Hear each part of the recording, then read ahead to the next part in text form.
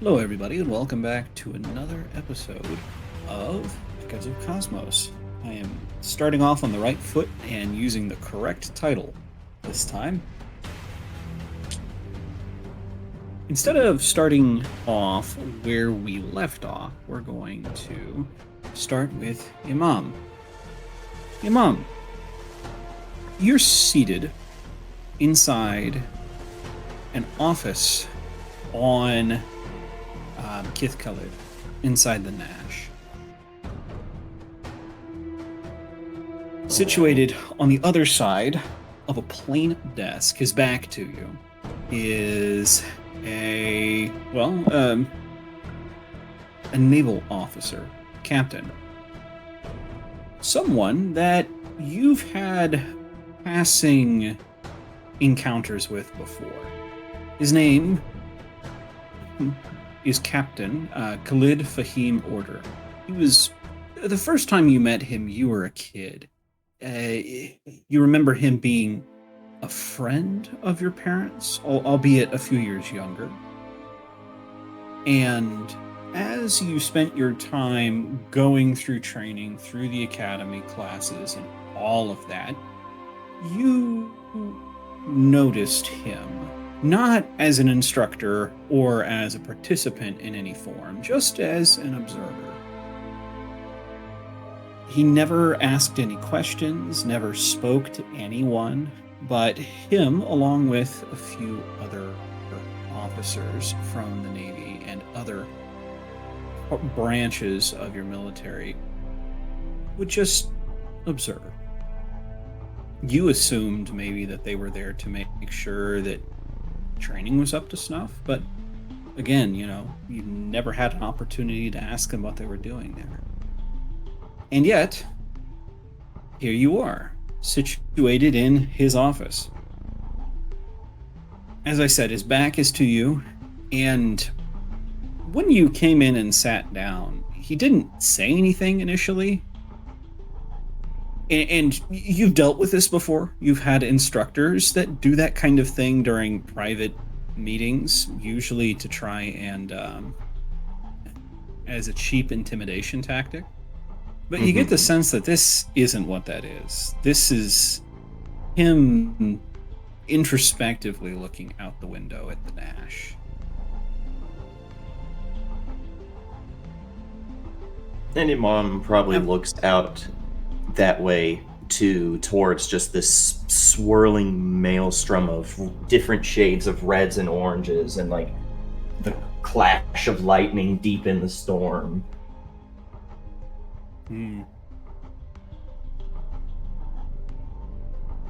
After a couple long, awkward minutes, he doesn't turn, but he starts to speak.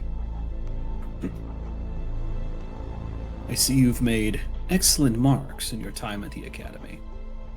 Top of your class in core subjects, upper percentiles in your electives, passing marks in skills subjects, and then there are your certifications. Expert qualifications in small arms and heavy weaponry. You have your melee combat cert, field medicine cert, your mech pilot's license, with an add-on for the Everest series, an add-on for a Class C Astral, add-on, and an EVA add-on. If it had been my decision, I would have selected you early for tag training, run you through those courses concurrent with your studies. That is, of course, assuming that tag didn't do just that and concealed the records, which has happened in the past. All in all, your resume is impressive. However, and he turns, it's very much the person you remember from all those years ago. You were introduced to him once, and at the time, it was an event that your parents were hosting. He had it was a kind smile. I mean, you were, his friend's kid. You don't see any of that now. you see the eyes of, well, as you've had to deal with quite a bit coming up to the end of your training, the eyes of someone who has the ability to control your future.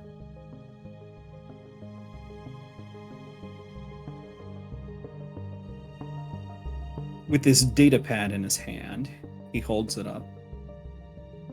I have the section on your file on your social and familial relations. It's right here. Do you know what it says?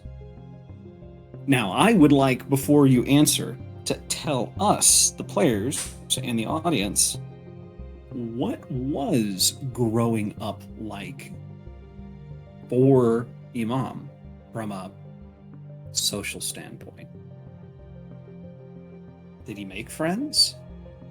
He had friends, but I feel like, especially like the child keepers and everyone dedicated to like keeping track of things like this, would have noticed that there was like there was a listlessness in his childhood, in the sense of he kept friends, not very deep friends, was obviously smart, not necessarily challenged in schooling, obviously wanted to be somewhere else, a sort of weariness with just being in the House of Wisdom all the time. Mm. How did he get along with his classmates? It's Was he one of popular? those situations where everyone knew him, but no one knew him. Mm. Everyone liked Imam enough, and he got along with his classmates, but he didn't have very deep friendships. His parent-teacher conferences, or maybe teacher-nanny bot conferences went well? Oh yes, Well enough? Mirage would probably have gone to them, mostly because his parents were in situations where if they were on station, they were very busy, and if they were off station, they were off station. Mm-hmm. So Mirage would have gone instead in basically, have you ever seen the Kerfer bots that they have in like Poland? Mm-hmm. Their nanny bot form is basically a Kerfer. This like, I'll have to find a picture of one. I don't think that's exactly what they're called. I know they're in a game called Voices of the Void, but then they're based off of an actual, Kerfus, maybe? Okay. Yes. Just without the cat ears and the adorable little cat face, or all of the chips. Okay. Where is Echoes there? For Lowe's sake, something like that. If it'll load. Just trying. I'm looking, hang on. Oh, yeah. a little robot that probably has ports on its side to open up for manipulator arms of some kind, but a very flat, round edges, small display plate for a digital face. Meant to be very friendly and inviting sort of robot. Yeah, I gotcha. And in fact, probably outside of this meeting hall right now is Mirage waiting for Imam to be done. Ah, I see. Now we know a little bit about what his upbringing was like. What do you say to Captain Fahim? It's a very, not party line, but it's something that's said a lot to the point where it's very much you're saying the right thing, but you're saying nothing at the same time. when he asks a question about like his upbringing and his scores and everything, where he's just like, "Sir, as with everything, excellence is Khalid." Now, in reference to that question exactly, I have the section on your social, Yeah, I have the section of your social life here. Do you know what it says? Sorry, go ahead. Oh, sorry, I forgot that was the question. Yep. He just shake his head and say, "No, sir, I don't know." Well, I'm glad you're honest, because it looks like nobody does. He lays it down on the table in front of you. Nothing. Completely blank. Never been touched. It hasn't been expunged, otherwise I would have been able to see it. It's never existed in the first place, and I find that concerning.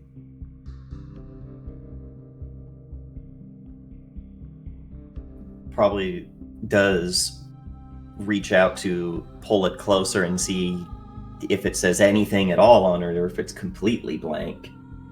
Oh, it has your marks, it has grades, it has comments from some teachers about specific assignments, capstones. It has other, notations, especially where your certifications are involved from your instructors, your designated examiners, and things like that. But as far as, your social life, there's nothing. Absolutely nothing. Studies were always more important, sir. Well, at least you're honest with me as far as what my eyes saw. Going to be honest. Spending months out in the void, tightly packed with strangers, is not a natural place for humans to be. I need to know that mentally and socially, my crew can adapt to the new situation and I'll get along. Because when people snap on a small ship such as ours, things get messy. Now, this seems a little odd to you, Imam, because this isn't what you were talking about just a minute ago. It seems like he's changed subjects. And there probably is a moment where he's like, "Permission to speak freely, sir?" Permission granted. Our entire lives on Saros are spent inside cramped confines as this. What's the difference?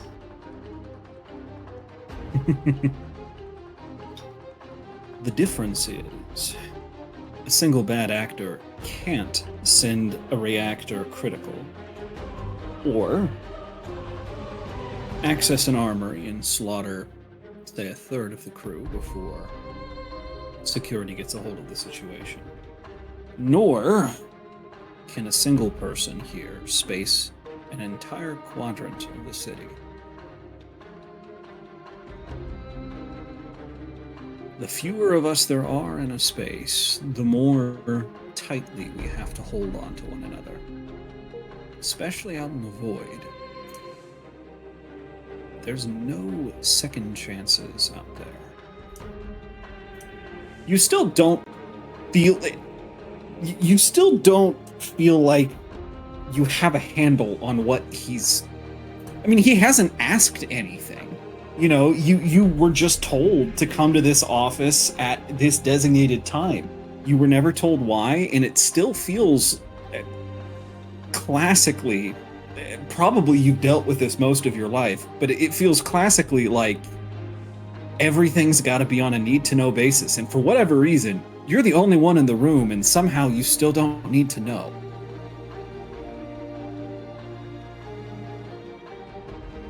And Imam is probably quiet as he listens to that, furrows his brow. Candidly, sir, I'm hearing a lot of theoreticals and no practicals. I don't understand why I'm here, why I'm being told all of this, why I'm being asked this.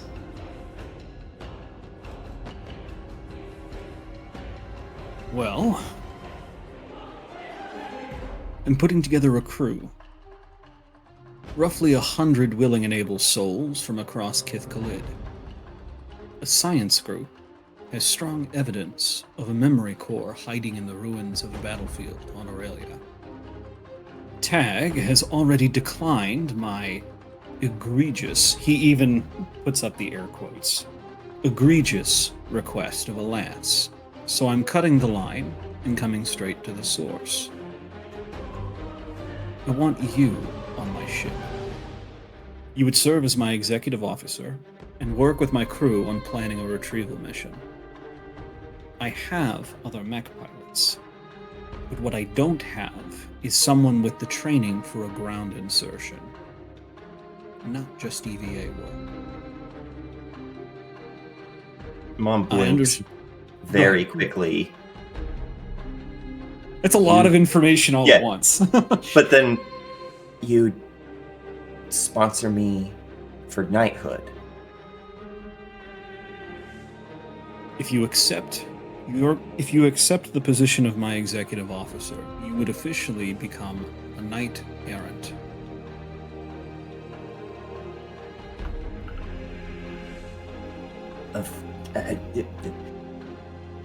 Yes, sir. Of course I'd be willing. Good. I'm glad I didn't have to beg. Otherwise, I would have to explain to your parents why. You know what? Never mind. He sticks out a hand. Glad to have you aboard. And he takes it and gives it a shake, and he's like, "You won't regret this, Captain." I certainly hope not. And we snap back to present day as you watch the trajectory of the ship headed towards the crash site. The hull streaked a bright orange, like a shooting star. It's not slowing down.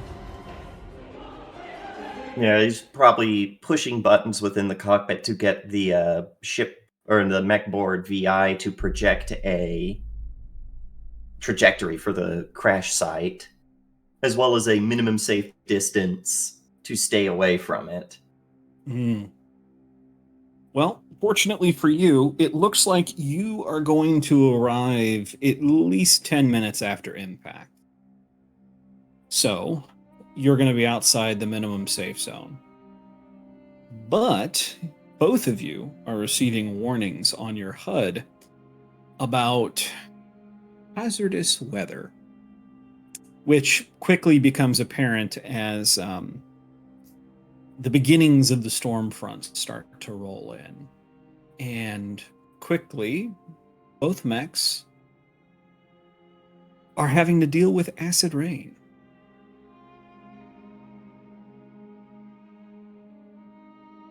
Mom probably comes over the communications in the Brunhilde and is like, "If we get to the ship, we can maybe weather it out in the crash." Yeah. Dux is like, yep, that's fine. She has her makeshift shield things, but she prefers to only use those in combat, so they agree to that. Okay. The two of you make your way towards the crash site. The buildings around you slowly turning into fields of rubble as you make your way out of the city.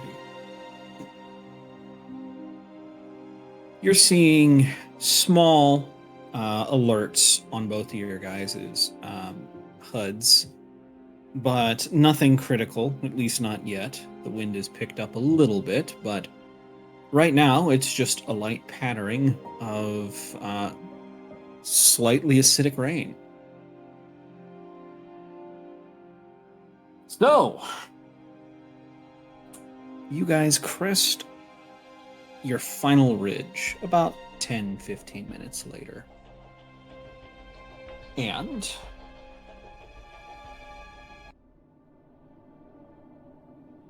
as soon as you crest the ridge, your battle comms light up with interference and shouted commands from what sounds like multiple different sources. Left side, left side!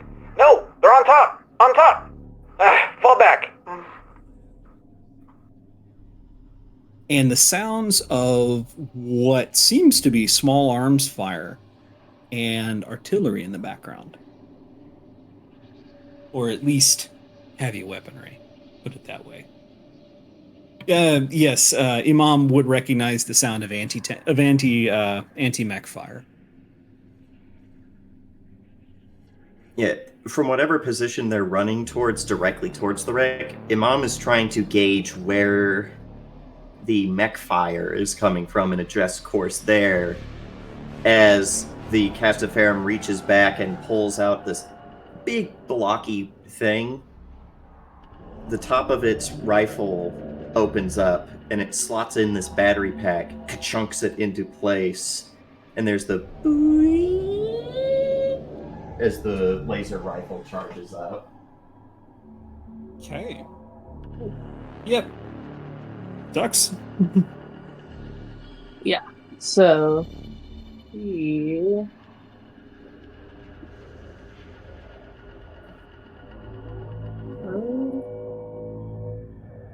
yeah. She would be trying to see where everything is happening in range to her. Because as soon as she can do any sort of data siphon or hack into something, that is what she wants to do to be able to see what's going on and prepare for she even see them before they see her, type of thing. Oh, okay. So you like active sensors. Yeah. You probably flick a switch or two and hear Weapon sensors online. Yeah. as Brunhilde begins to charge up the array. The two of you make haste down into this bowl where you can see a smattering of flames, but mostly just the smoldering smoke trailing out of a sizable crater in the ground. And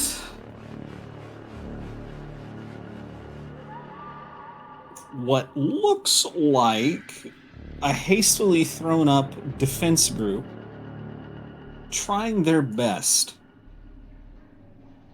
to stem the tide against, well, it looks like a small army.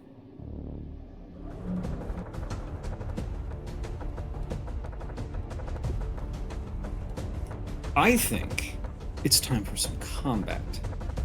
What do you think? Oh boy, here I go killing again. Okay, Rowan, did you run this on Forge before? Yes. What was the best way that you managed? Just throw 2 tokens onto the encounter? Yeah, or just mentally keeping track, especially since I had a lot more people to keep me honest. Not that I would make mistakes, but you know what I mean. Oh, Or sure. I get finding a way to mark units that have already gone.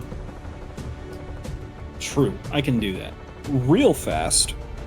I'm curious. Oh, I need to probably throw one of them on there as well. So, combat for the first time. So, first thing we need is initiative. I'm trying to remember how we do initiative, Rowan, because I looked Players up other always things. go first. Players always go first. Well, And then that it especially... Gotcha. Well, that especially makes sense since you see 5 platoons of infantry, 2 on top of buildings, and then 3 kind of scattered down below, along with a mech facing off some badly depleted defending forces. So, I would suggest Rowan show us how it's done first, Ducks, but it is up to you two. because it is your turn. Yeah, I'd be good with that. Lucky him go first. Okay. Alright. The first thing I will do, because it is the start of my turn and I am in the protocol phase, I would like to use the protocol for the Type 3 projected shield. Okay. Doing this will generate 1 heat for myself, but I nominate a character within line of sight, Okay. which will be the mech. Oh. They make any attacks against me at +2 difficulty until the start of my next turn. Okay. So let me take a look at. Let's see.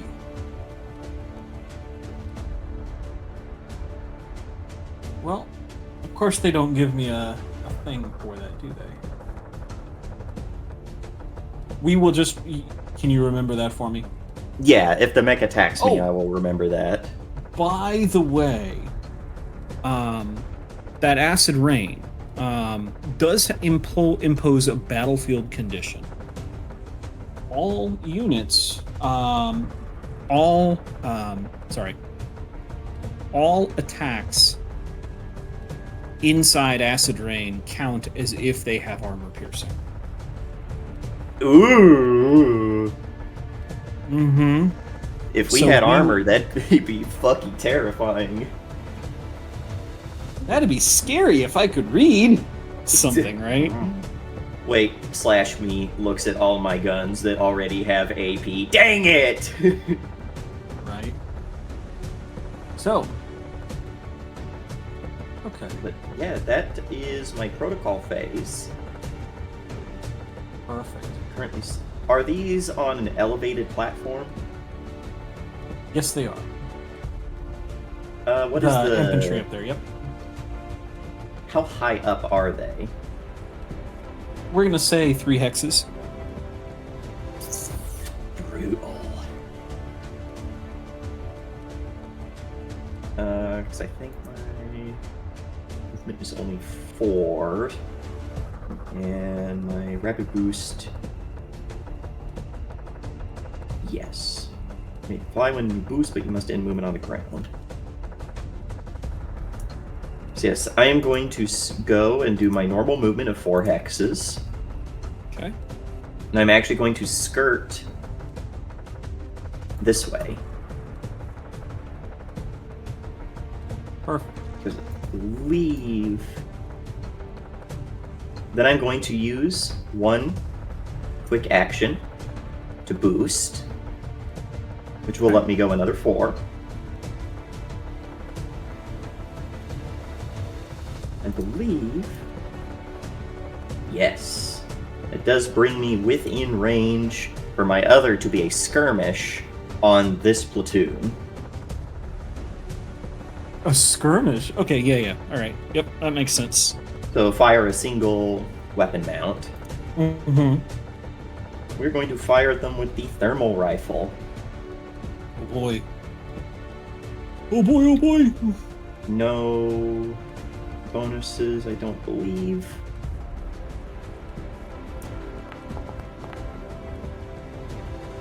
Oh, 16. All right. That hits, yes. Oh, sorry. I forgot to mention, both of you. The easiest way to deal with this is if you right-click on the person you're attacking, there's a bullseye for the toggle targeted state, and then you roll your attack, it'll tell you if you've hit or not. Oh, how do you So get that a again? 6. So can you right-click on the token?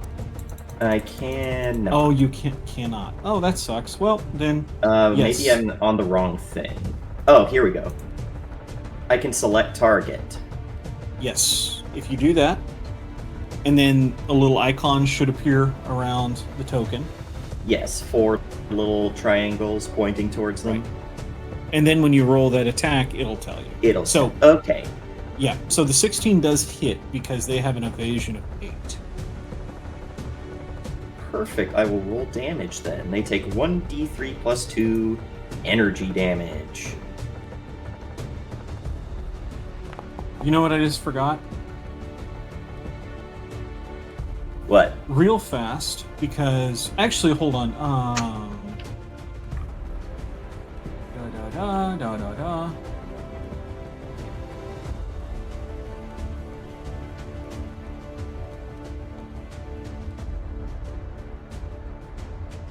Nope. My bad. I was thinking of something else. Okay.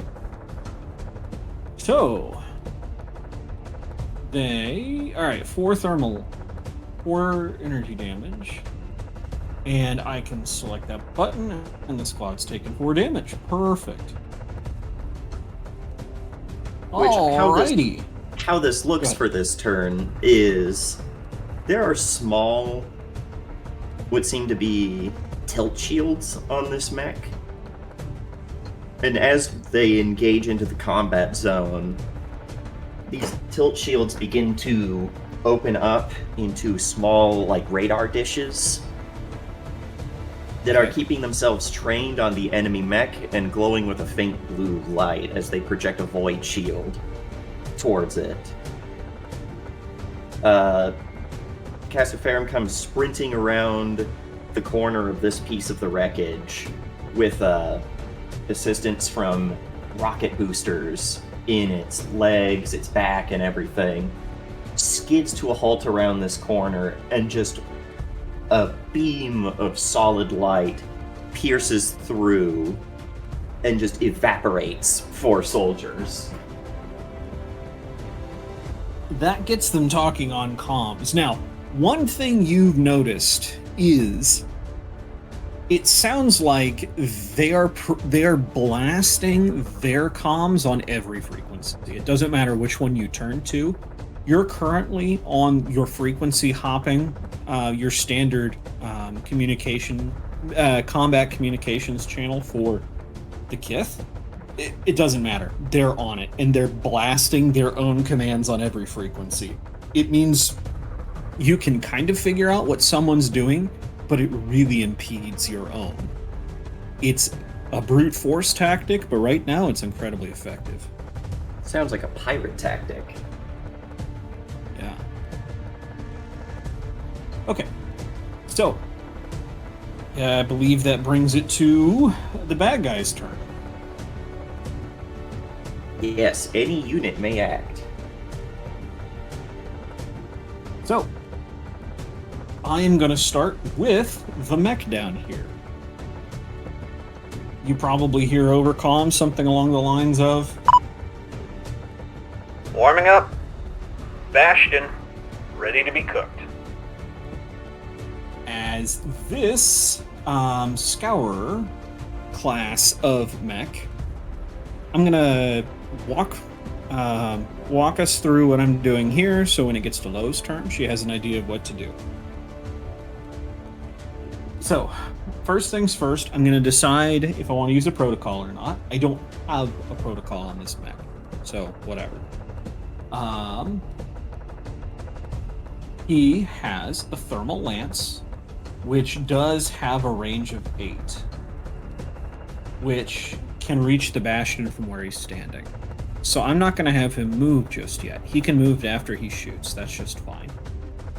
I'm going to look at and see if I've got any other weapons on here.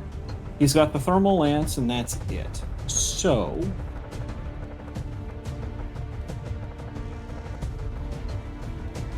let's see. Cooling module.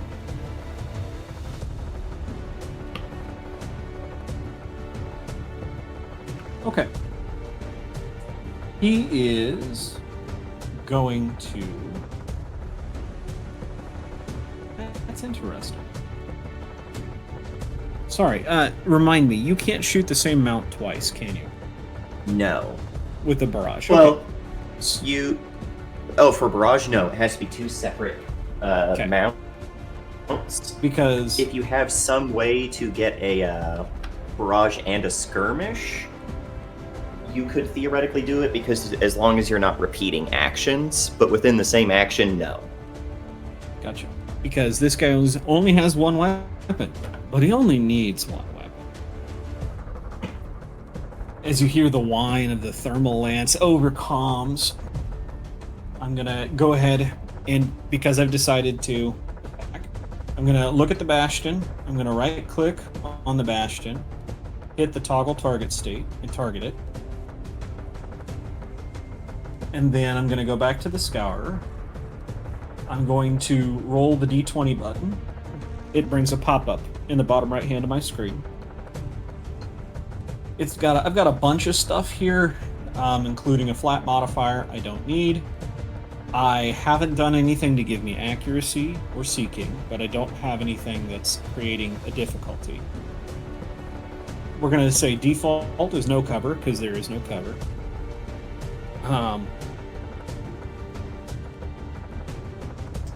I'm going to hit roll. And the Bastion. Oh, wow, it missed. All right, well. Whew. Now. Now, does it have a reliable?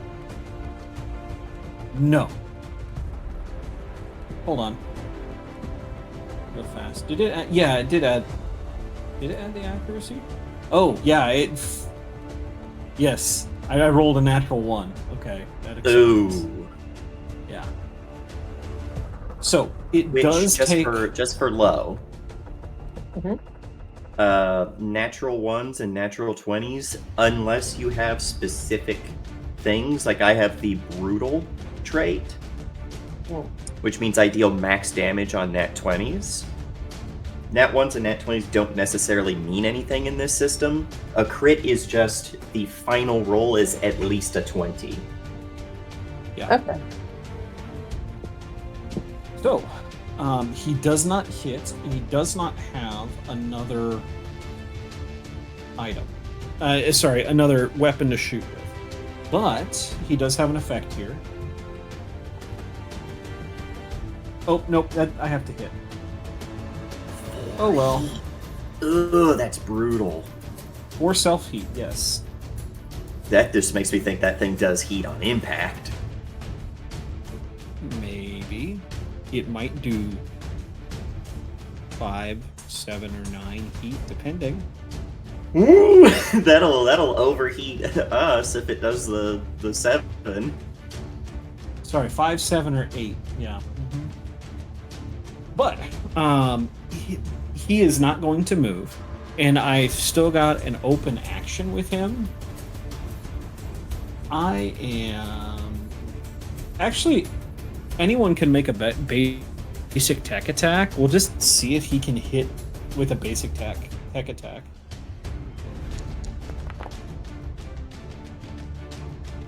It's is that another nat 1?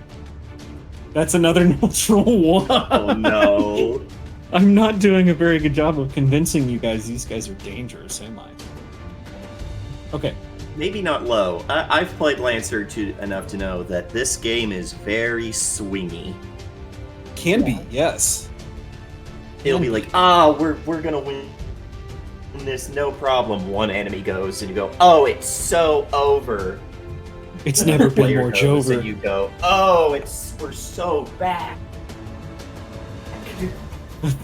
Back and forth. Speaking of, right, I am going to let. So I've got us broken into 3 groups. So now it's green team's turn. I am going to have this melee group target this melee group. Got a friendly on their 6. Everybody open fire. And, well, that was very anticlimactic because it didn't roll. Try this again.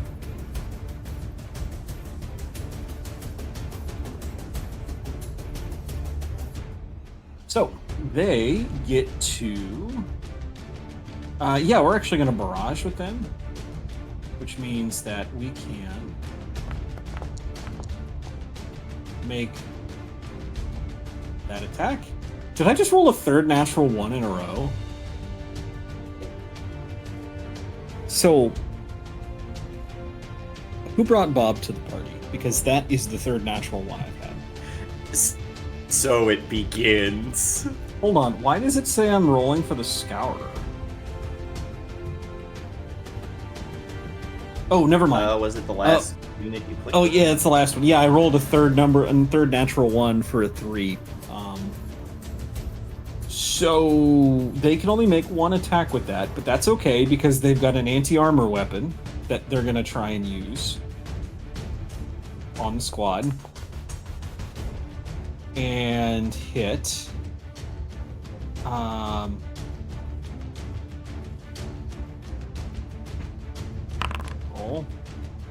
For 5 damage.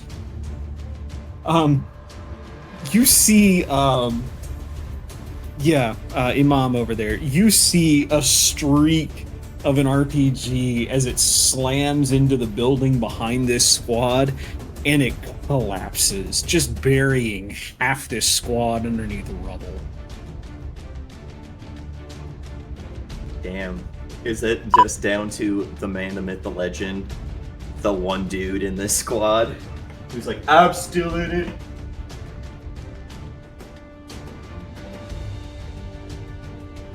All right, that brings us back to the top. So, Lo, first things first.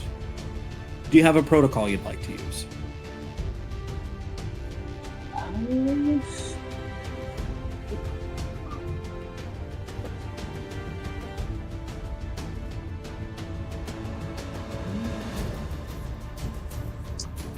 Can you remind me? I'm trying to look in a second to see where those would be.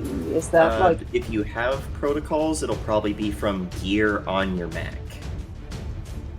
Okay. So, like, if you have the same shields that I do, they have a button that says protocol. You may or may not. I don't know. Yeah, I don't think... Yeah, I don't think there are very many generic protocol actions. No, probably. Yeah, I don't... Okay, well, do you want to move, or do you want to use an action? I'll move a little bit first. Okay. I'm assuming your standard move is... Let's take a look here. That is your... speed. Yeah, speed is 4. So, you can move 4 hexes at a time.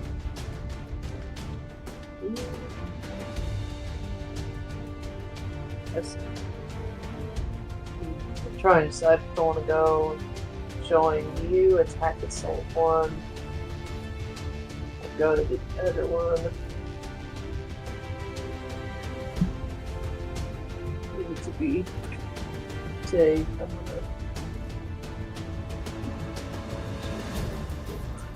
go right there. Okay. And then, well,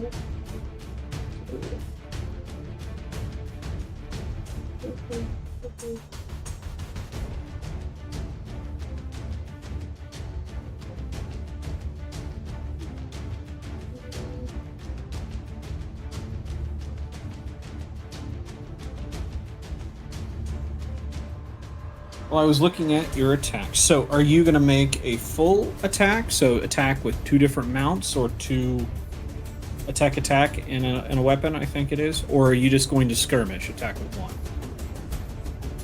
think I'm gonna do a tech attack and a weapon. You would have to pick one or the other, I'm afraid. Wait, a tech attack is considered a barrage? Tech attack there is full tech attack. But it's tech attack or full tech attack. Oh, okay, well.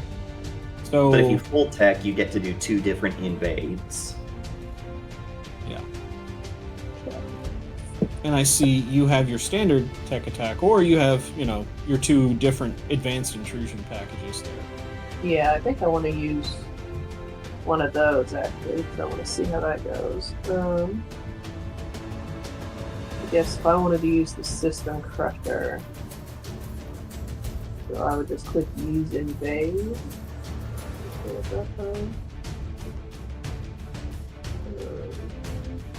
Yeah, which one are you using? Sorry, I figured it. System Crusher? Okay. Yeah.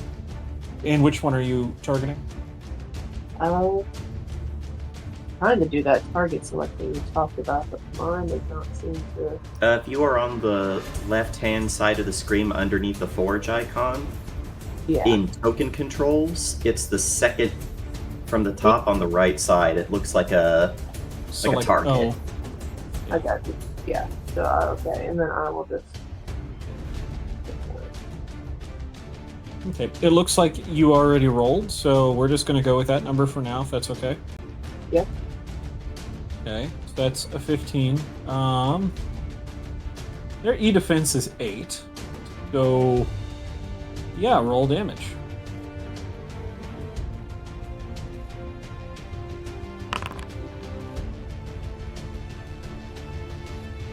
Okay. So, hold on. Can biologics not take heat, Rowan?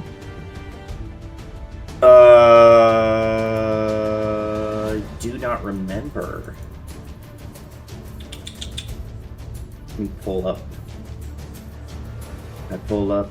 I can do the after party. Let's see here. Or however that song goes. Yeah, biological. Where the fuck does it say? Let me think about that. There's something fucky with biologicals. Where is it? Because I know if I look up the word biological, I am going to get a lot of crap in this book. Yeah. Well, I found the Especially squad. 'cause- I just need to know if they can take heat. Yeah, Because... Let's do this. Lancer biological tag. Because they have a heat cap of 0 in the stat block. Yeah, the rules is written no tech attacks except lock on and scan against biological targets. Okay, well, And they can't tech attack. that sucks. But if you want, you can always house rule that there are cybernetics or robots. I was gonna say, I was just about to say the house to just, yeah, fucking it. It's their they have EVA suits. You can't tell me you can't tech attack EVA suits. So, they take 4 burn.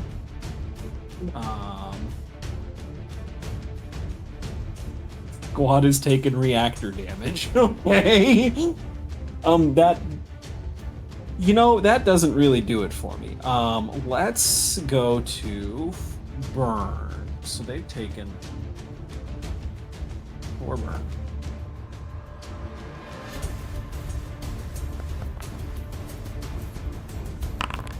Remind me. Yeah. I mean, duh. Of course they. Does burn just count as regular HP? Yes. Burn is regular HP damage, and unless you stabilize, you'll take the heat. Gotcha. Well, Oh no, yeah, so- yeah, that's what it is. It It's won't persistent. go away. That's right. So I think it also does heat, but I don't remember. I know that burn is kind of brutal. well, that's where. So they already took 4 heat, and then if it causes them to exceed their heat cap, they take 4 burn as well. So Yeah. yeah, this can only be used once a scene on each character. Yep. Brunhilde goes. Targets acquired. Initiating overload. And you see bright flashes of light on top of this building as EVA EVA suits start to pop and rupture. Okay, that does not add to your heat. It's just at the end of your turn, you make an engineering check, or you will continue to take that damage. Continue to take that damage. And- it's fucking awful. It stacks. Oh, so if they you take get 4 hit more by another burns, source that gives you like 2 more burn, they would be taking 6 burn every turn until they get rid of it. Jesus. I was thinking well, about the heat thing getting mixed up in BattleTech, where there are things called Inferno missiles. that don't necessarily damage mechs, but they overheat them into shutdown. Makes sense. Okay, so you have done one tech attack. What next?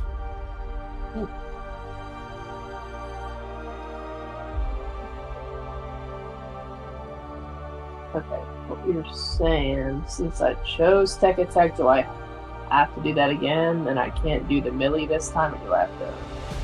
Right, you'll. If you did a quick tech, you would get to do any other quick action that you want, as long as it's not another Okay. quick tech.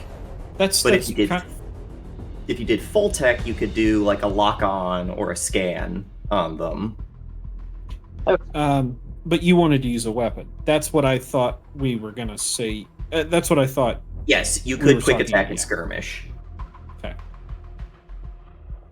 Okay. So yeah, you Sorry, could. I'm just trying to teach. Nope, you're rules. good. You are good. So yeah, you can absolutely use a weapon as well. My bad. Okay. I'm gonna try. Yeah, I'm gonna go with.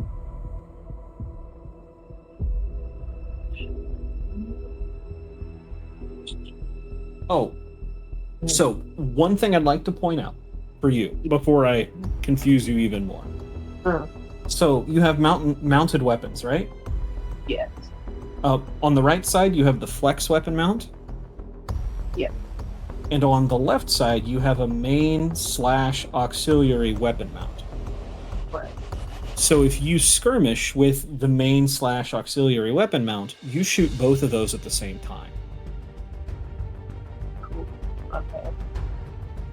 Yeah, I would like to do that. Okay, So, same target? yes. Yeah.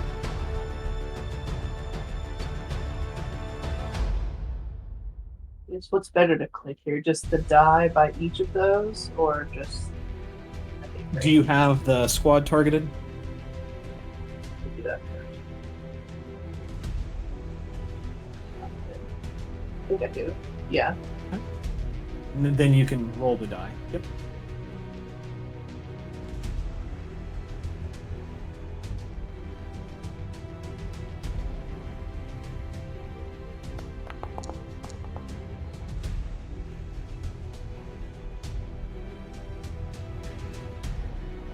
Hell yeah! Put them in the ground. Roll that damage. That hits. 10's good enough to hit. 2.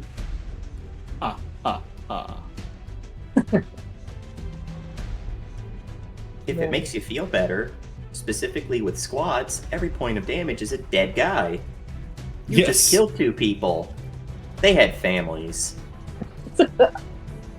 Well, Okay. maybe not, but No, I just had to make the funny. right. You know, You're a bad person.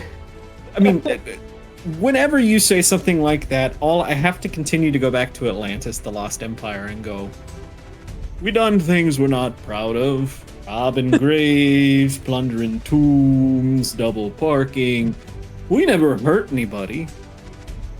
Okay, well, nobody we knew. True. I don't know these people.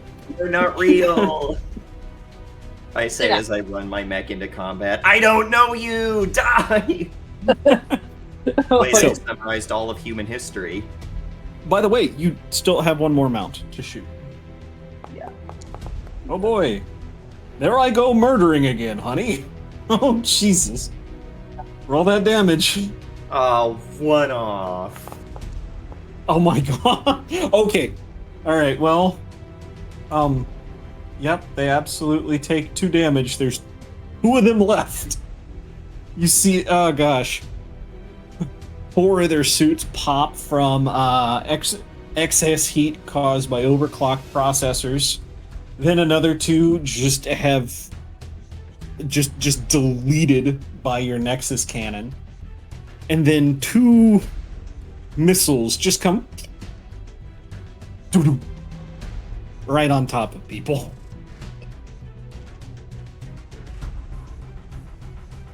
congrats. You just killed a lot of people. Dux. Thinking of. How are you feeling, Dux? I'm just feeling pretty good. I'm thinking of that King of the Hill. That's my purse. I don't know you. And then I don't know you. I can hear it Oh, now. yeah, we're doing. Take cover! Take cover! Missile! Missile! Missile! Missile. Missile. Missile. Missile. Yeah. All right. Well, that brings it back to You bad man. We're gonna find out that these guys are the good guys if we just shot a whole lot of them. So, yeah, this one that you guys are trying to wipe out here, they're gonna target the remaining 6 of them. No, they've already shot at. No, I started with the mech. Yeah, Yes. these guys are gonna target the last member of that squad and try and barrage them to death.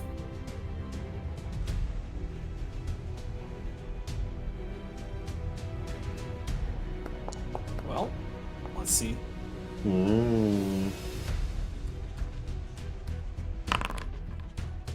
2 damage. Squad has taken structure damage. Yep. No, they're not exiting the vehicle. They're the 4 of them combine their rifle fire to taking out the last guy of this squad. Which there's no dead thing, is there? No, for them you would delete them because I don't think that they leave behind Rex.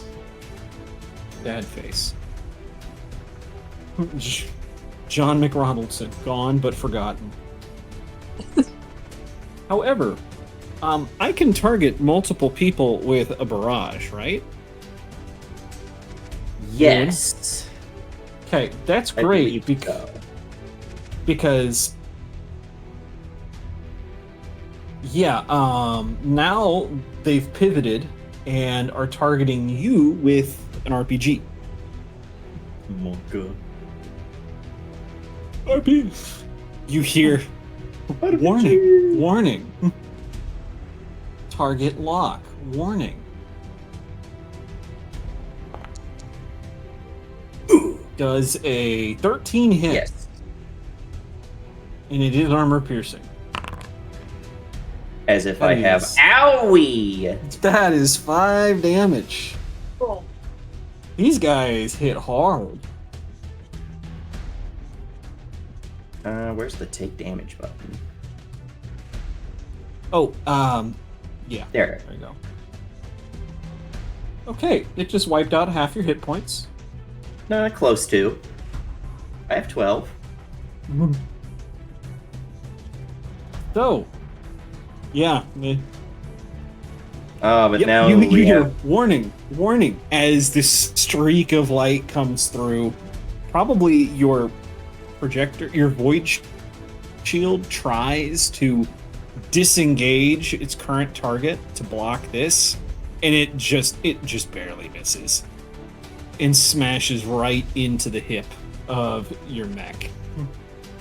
You see lights flash and a damage readout pop up below. I'm sure Mirage has a thing or two to say about that. Warning. Armor at 50%.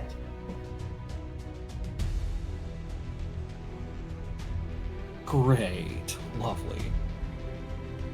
But now it's the down here guys. He turns. Yep, they're going to try and hold position, and they're going to target this other group here. And they get, because they're a full squad, they actually get 2d20. And, yeah. Oh, don't shoot me! Oh, I'm sorry. That's not what I meant to do.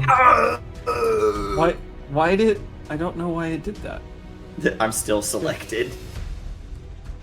Well, but I targeted them. Forge be forge.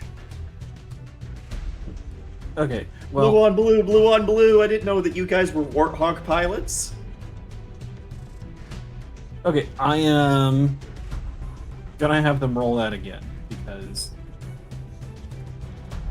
that's annoying. No, don't attack Castaferum again. What the fuck, dude? Ah! What the fuck? I just got crit. Oh my god.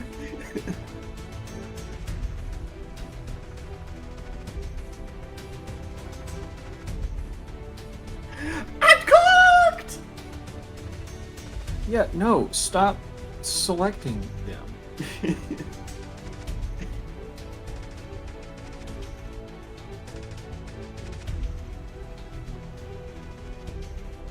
Okay, there.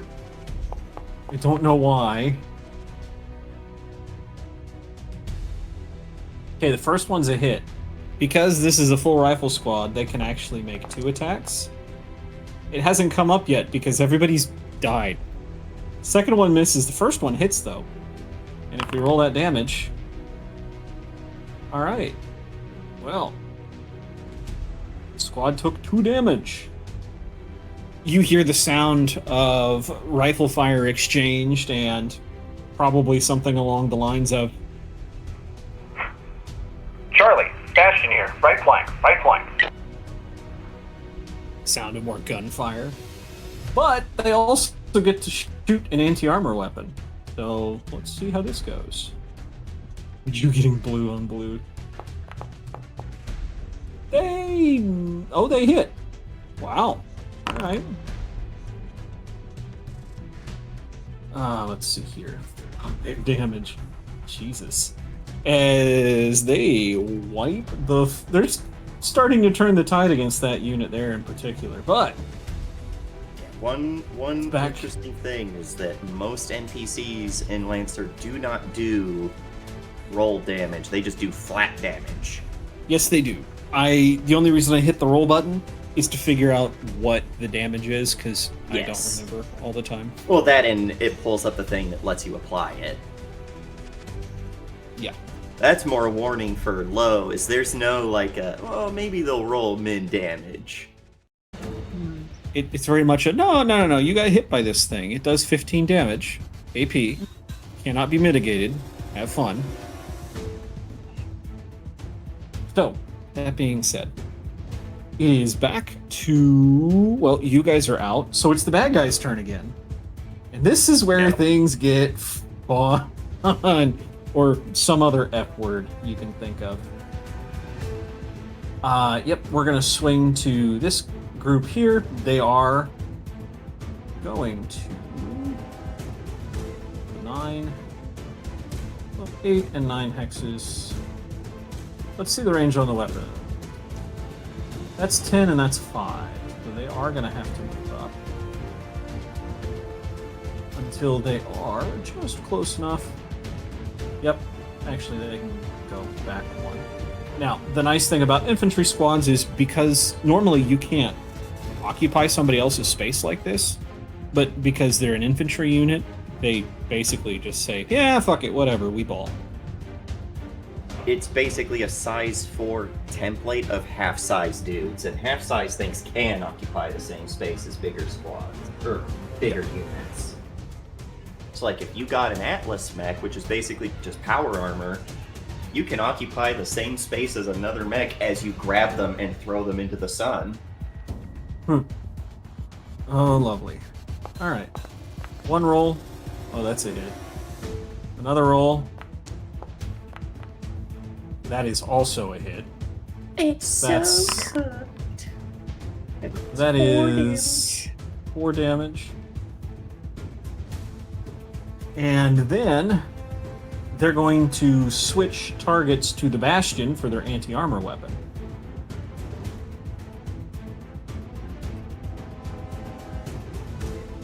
Oh boy, here I go murdering. Oh no. That Bastion was already damaged. Oh, we're so dead. For 5 anti... So, word to the wise. when you put health in there, you don't put it as a negative number, because otherwise, it doesn't do anything when you hit the take damage button. You know what else is great? Why? All right, we're gonna set it to 0 instead of -3 because it's not behaving properly. Is this because? Oh, it's out of structure. I was doing some testing and whoops. I was gonna say most NPC mechs don't have structure, so goodbye Bastion. Structure damage. Roll the d6. Crushing hit. Your mech is destroyed and damaged beyond repair. As this hail of RPGs come in and slam the Bastion.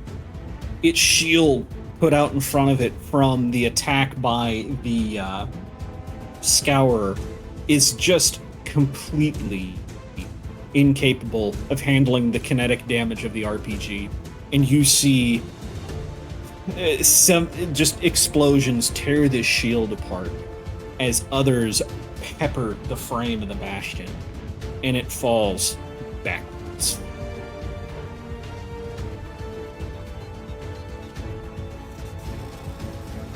The last infantry unit, down to half health on this map, is already... Shit, Bastion. Fall back. We can't. No. There's a lot of conflicting orders coming across comms. As well, could Imam go over the Kith comms? Yeah, why not? Yeah, when there seems to be a breakdown in order, he would pop up over the comms as, "This is Night Courser Imam. Fall back to defensive positions. We will deal with these." Unfortunately, it is their turn. Unfortunately, they don't move very quickly.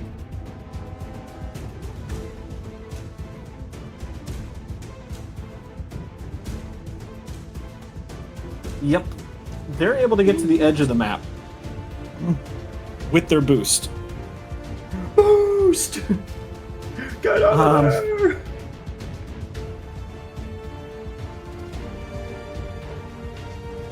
We still have 1, Shit. 2, 3 infantry units to go for the bad guys. We're going to start with these guys here as they work their way around the corner. If I remember right, they are within 5 hexes. They're going to make a barrage. They get their primary.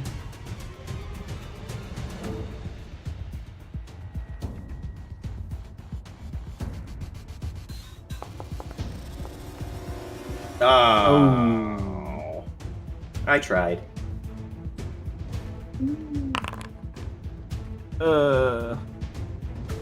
And then I take that twice, yeah? Nope, sorry, actually, crits don't matter for bad guys. Yes. So, but they took 2 damage. Which means that the anti-armor weapon might just finish them off. Oh no. Yeah. That's a bad time. That's yep.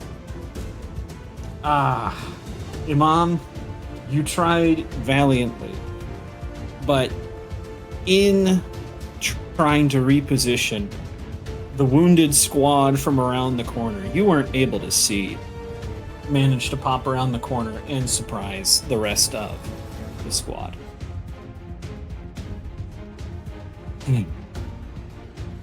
Which leave 2 people left. So there's these 2 guys up on top of the building here.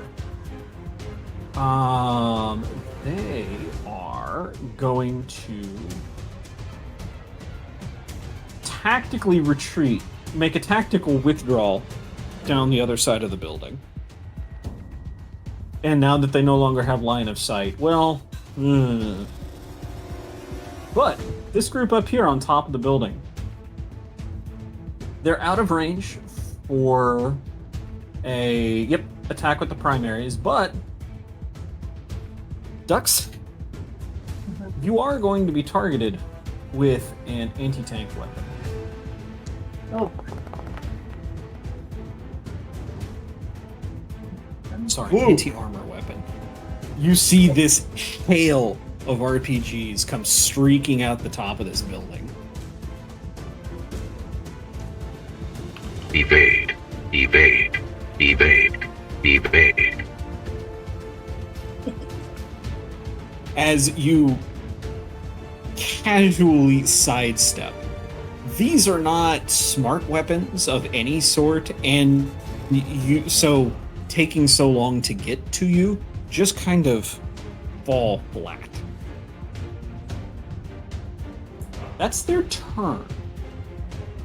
And now we're back at the top. So, it is Would you 2 like me on... to go again? It's 2 on 6. Duck, would you like me to try to make it 2 on 4? Sure. Yeah. Alright. Hopefully I can make this work. We're gonna keep up the where is it? And keep the protocol going. Still the same target on the enemy mech. Move for 4. Oh, that's wrong.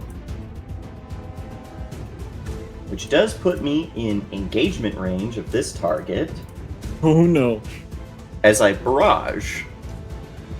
Yeah, okay. I'm going to attack this target with my charge blade.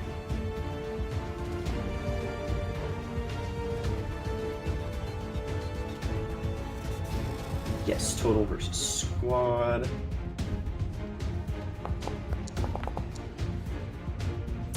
That's an perish. Which means I okay. automatically do max damage with brutal.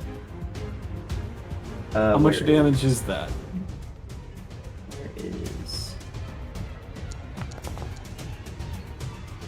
It would be 6 plus keep 1.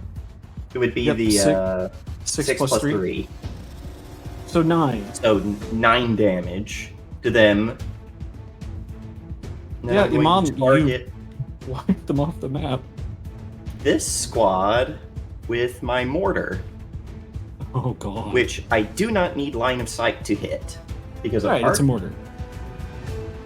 but it does mean I have the inaccurate. But I'm going to target the template right in the middle of the squad. Okay. I mean, yeah, it's a squad. Even if you miss by a hex or 2, it's still gonna hit them. And yeah, you hit it 18. Yep. Roll. I think even min roll kills him. 7. Yeah, that's done. Imam, hearing the screams and deaths of his comrades over the comms, is not happy. And Why not? What? No. Why would you? What? Sorry. holding as his mech sprints forward with the laser rifle up in the air, tactical style, this last enemy squatty doesn't even get the courtesy of being killed with a weapon. He is bowled over and stepped on in the same motion from this mech, just toothpasted. As with a mortar deploys off of one shoulder of the mech, there's the and a mortar lands right between these other two and sends them flying with a Oh, I wish I had the Wilhelm scream on my board. That's a close second. There we go. Oh, so what you're telling me is you have Hello there. Yes. Alrighty. So, that being said, it's somewhat of their turns. I think The Scourer- last of the two squatties looking up and seeing the mortar come down went. forgot about that. Me talking about the Melania movie as a critic.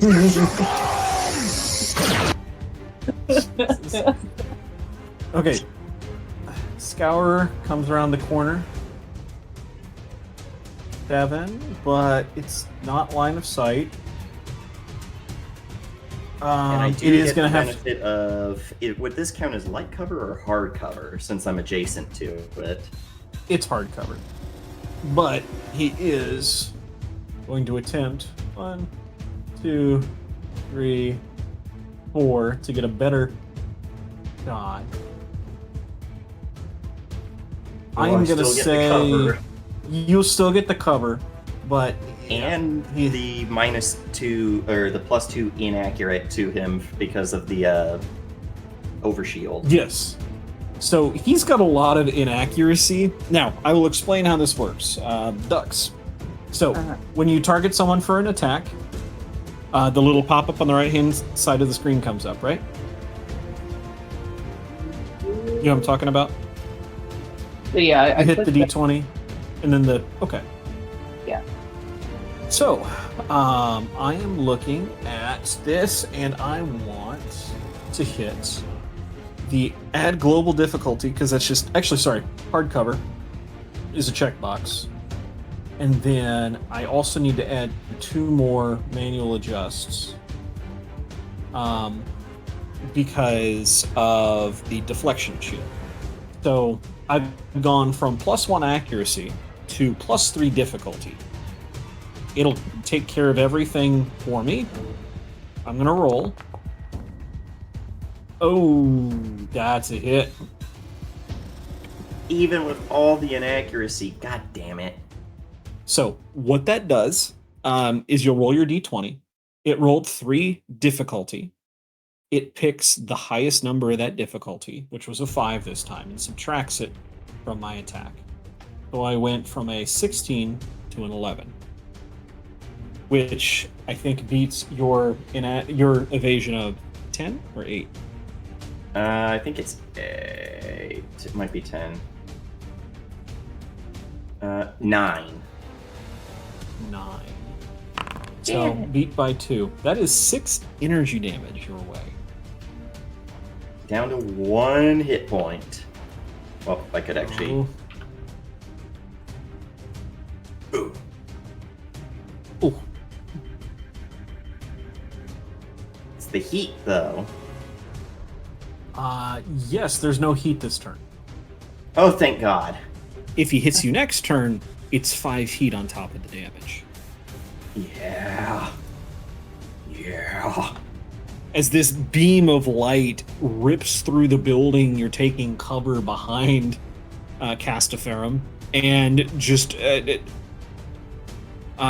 doesn't tear through your armor, but it ablates everything on the rear side of your mech.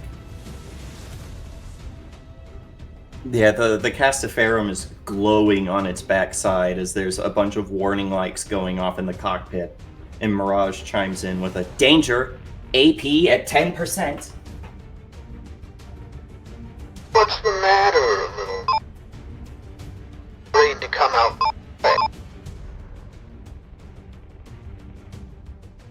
As it is now your guys' turn. Duck's turn, to be specific. Ducks, you handle the infantry. I'm getting cooked out here, but I'm taking him with me. Okay, so if I go... I got him for 3 minutes. Plus, if you could kill somebody so they don't get LOS on me, that'd be great. Oh.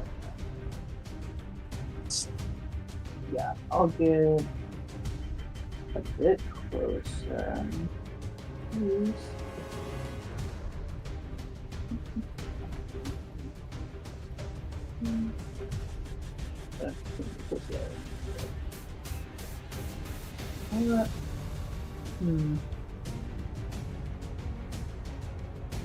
I guess on this type of thing, I guess how do I see like would it be range kind of or whatever, like who within attack range, or is it just anybody because it's mechs? What do you mean? For your sensors? Yeah, I guess like if I wanted to attack the small the one that's getting at you right now, is that possible for me? From where What is your sensor range? I'd look at her stats. Her sensor range use 15. Oh yeah, for sure. Anyone within 15 hexes. Yep. You don't need line of sight for sensors. Okay, yeah, that was kind of like... Pretend you have data link. Yeah. He can see, so I can see. Alright. Okay. Well, even with sensors, it's like that guy is within your Wi-Fi range, so he's targetable. Right, I got you. Okay. Sweet, yeah, and then I'll target him. And then let's see what can.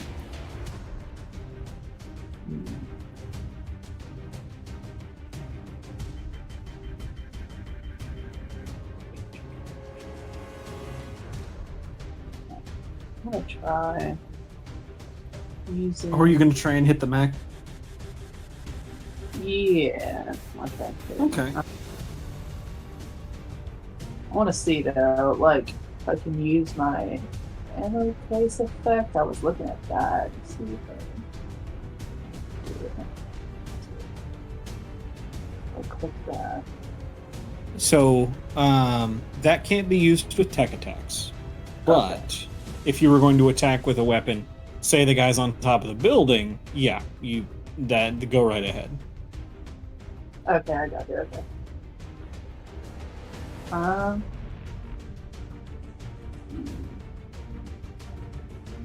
I want to deal with this one guy first, so we can just ignore that. Okay, I just do it. Are you going to do a full tech attack or a quick tech attack?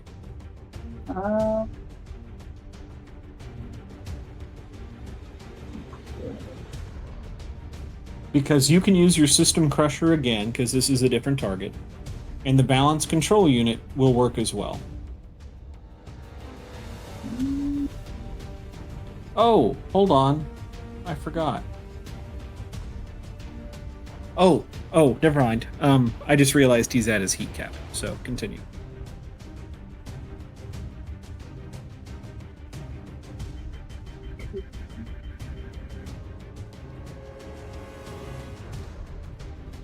Let's do...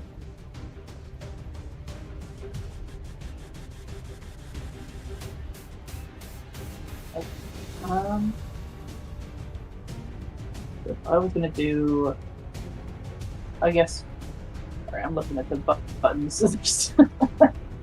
So I've got the balance control lock, Adam's system pressure, and then I just have on the attack utilities tech. Right.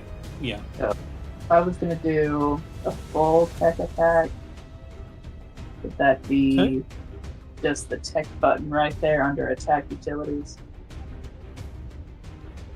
Or do I still need to select one of those other ones? You just have to hit use invade on one of the other ones if you're going to use them. Okay. Yeah,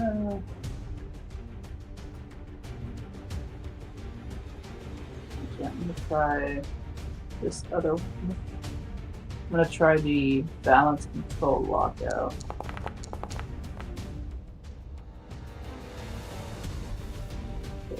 Okay, you hit. Go ahead and roll damage. Okay, so he takes 2 heat.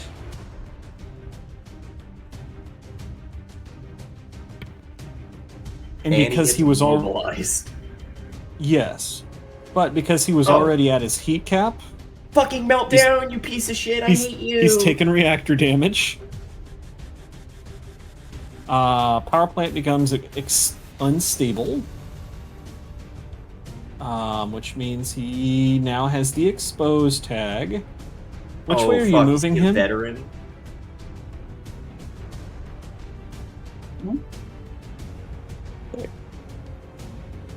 So Say it that says again. push your target 2 spaces in any direction to knock them prone. Which direction are you moving in? I'm gonna move him.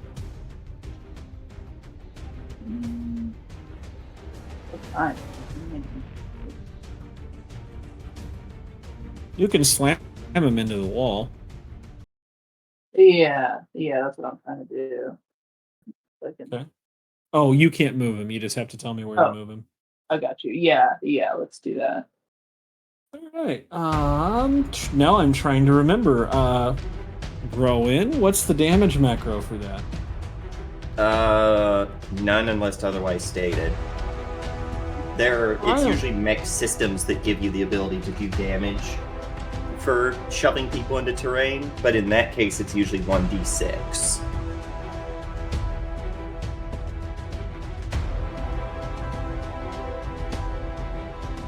And then the actual piece of terrain takes the full 6, I think.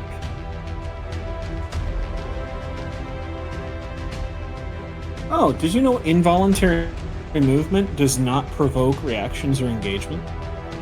Yes. I think you got into that with Daniel one time. Yes, because he did the whole mass puppet system or whatever it's called, and I was like, you can't walk people out of combat to force overwatches. Right. Now, he can puppet them off a cliff and they take fall damage. Yes. So, alright, but you can't force an overwatch. Because it was in the mission when you guys had Vazago, because his mech had the stupid, 4 Oracle LMGs that all have, threat range 10 or some shit. Right. Okay, my bad. So, he becomes not prone. You have one more tech attack.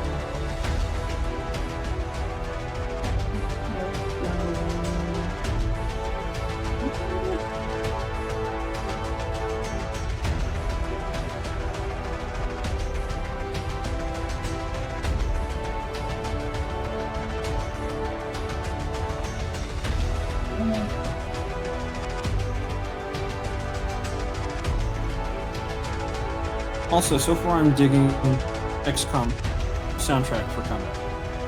Yes. God, I love X. Is this XCOM 2 or is it Enemy Unknown? 2. So, Although Enemy Unknown does have a great line in it from not the commander, the main guy, who's like your NPC commander. That was apropos for last turn for me, which is in order to do that, they'll have to get into close range. and I'm sorry, Lo. What's the rest of your turn? Okay. Think I'd like to get that guy down just for the phone. Oh, you it's actually turn missions squad that's closest to me. The one on the other structure over here. You're going to target him with a weapon? Yeah, let's do that. Okay, what weapon?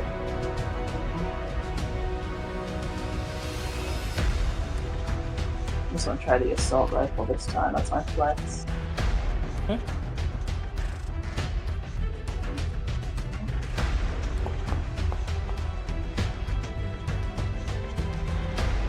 That hits. Go ahead and roll me some damage.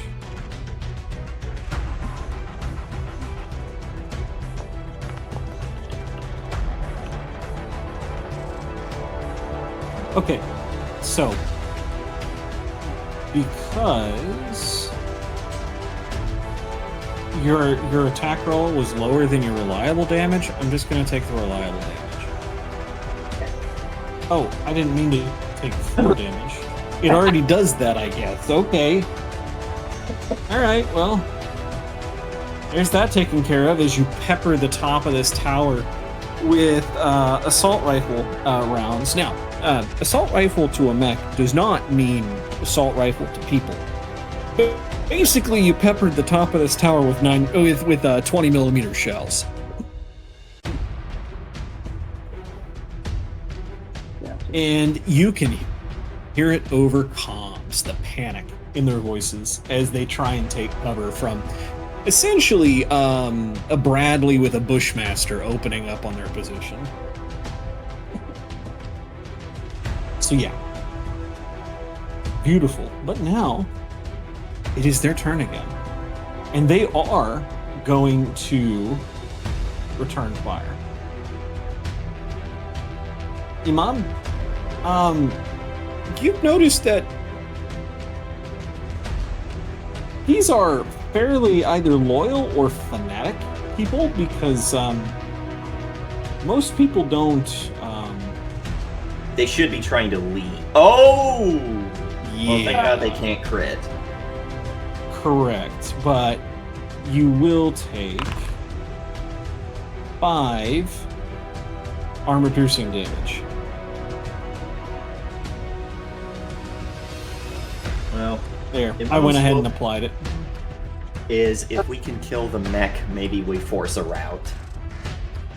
Maybe. And Brunhilde, this time, yes, you get your same old warning from Brunhilde. Evade. Evade. Evade. I said evade, damn it. Evade. As Okay. you do, what's that? It's just like working on it. Working on it. As yes, you do take a few stray RPG rounds. Fortunately, the armor is holding for now. This group here, yes, they are going to be able to get off the map themselves. As this squad rushes off of the map and towards the wreck of the ship. Damn it!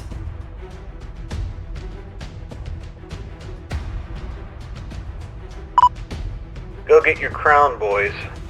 We'll be holding the line right behind you. Probably something that comes over the radio. As, yes, this squad, still fresh. 1, 2, 3, 4. Goes ahead and lines up on you. Oh man. Brunhilde. This is gonna suck because they're gonna be able to barrage, which means that they're gonna take 2 primary attacks on you. Ugh. Oh no. Oh, that's a hit.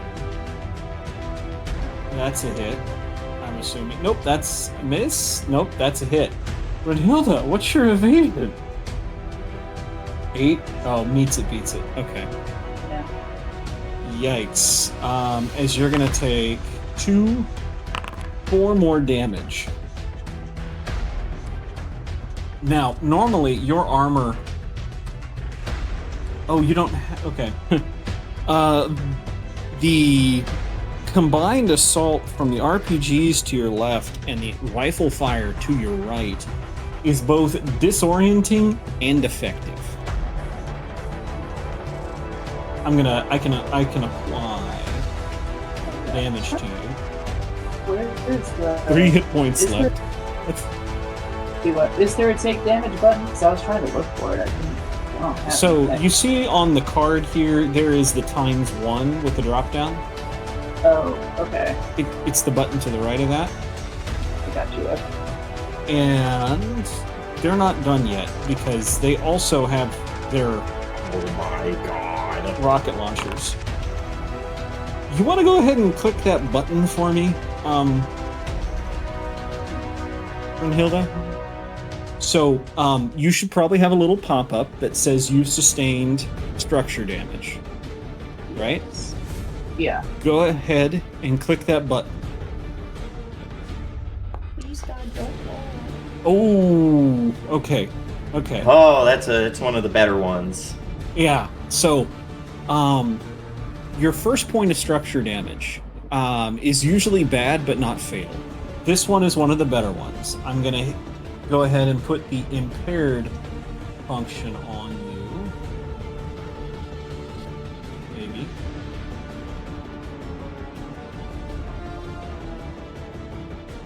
Maybe. Except it's not here. Did I use my custom paint job effect when you take destructive damage? If Roll it's a one. 6. Oh, okay, it has to be 6. Okay. Yes. Well, hold on.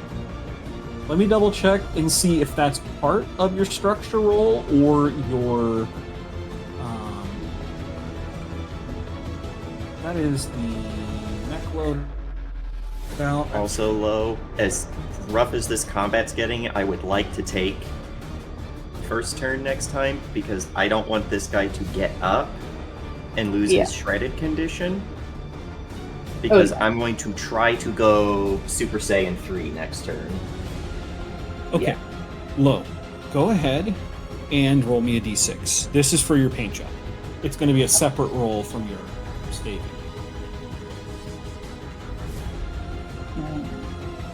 That's just I'm trying to remember. Is the code in the chat? Is it just 1d6? It's Slash R, / R. Yeah. Space and then 1d6.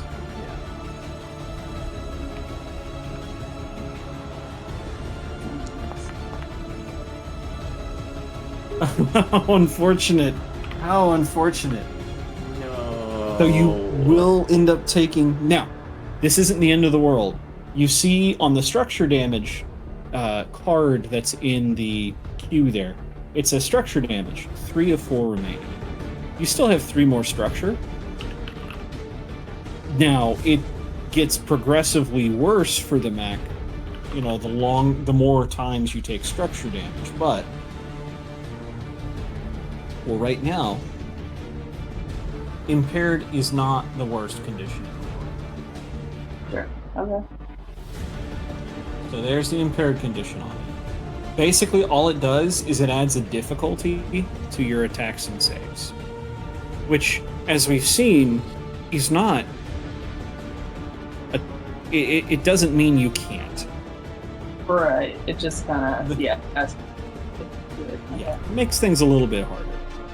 Sure. That makes sense. Now, it is back to the top of the round. May I go again? Yeah. Alright. If I've mastered this out, this should help me a fair bit.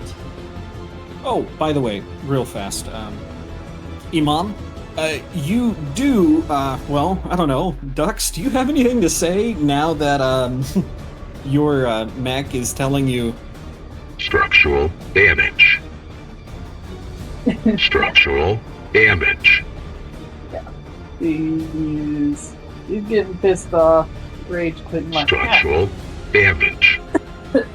It's just on a loop in the background. Breach. Yeah. Breach. Yeah. She just kind of calls out, "Hey, I helped you, you helped me, yeah?" She's like messing around with her. Trying. And we are going to start by activating my core power! Hyperspec fuel injector! Ooh, what does that do? +1 accuracy for the rest of the scene on all attacks, checks, and saves, and once per turn a free boost. Oh shit, okay. Which I'm going to use that free boost to get into this. He cannot engage me because he's prone, Correct. but I get an additional accuracy against all attacks against him because he's prone. And he's shredded, which means he will take double damage before any reductions. So I am going to do... what's it called? I'm going to barrage against him with the additional accuracy and another. Oh, manually adjust. Oh, that's the wrong way. 2 accuracy on the thermal rifle, firing at him. Please God. That's a hit. So he will take double this damage. Doesn't have a thing on it. Ah! Oh, he wasn't selected, so he can't take it. I'll have to Oh. edit manually. You're good. Whoop, sorry. Oh, no. There, I got it. So that'll be 6 damage before any resistances or anything like that. And it Oh, is it's a double damage? yes, because he has the shredded Sure. condition, or not shredded, exposed. Gotcha. And then the second part of the barrage, which is also getting the additional accuracy from the charge blade. Oh. Damn. All that damage. Please God, roll better damage. So that'd be additional 10 damage. Well, the 5 will put him into structure damage. What's it look like as you take this mech apart? Yeah. Inside the cockpit, probably breathing hard from all of this with warning lights blaring. He reaches down and there's a hand grip that he grabs, twists, and pulls out. And then he places his hand over it. The glow of magic filling the cockpit as it creates this double helix crystalline shape within the injector. And when he pulls out, twist, shoves back in. Hyperspec fuel injector engaged. And this mech is moving like a blur as it comes around the corner, and this guy is probably trying to stagger back up. I imagine it got thrown into this wall, sat on its ass kind of thing. And as it starts to come up, there's a blast of light from the pulse laser as it pierces the arm at the shoulder that's holding onto its own thermal lance, blows it off. The mech tries to stumble back, hits the wall again.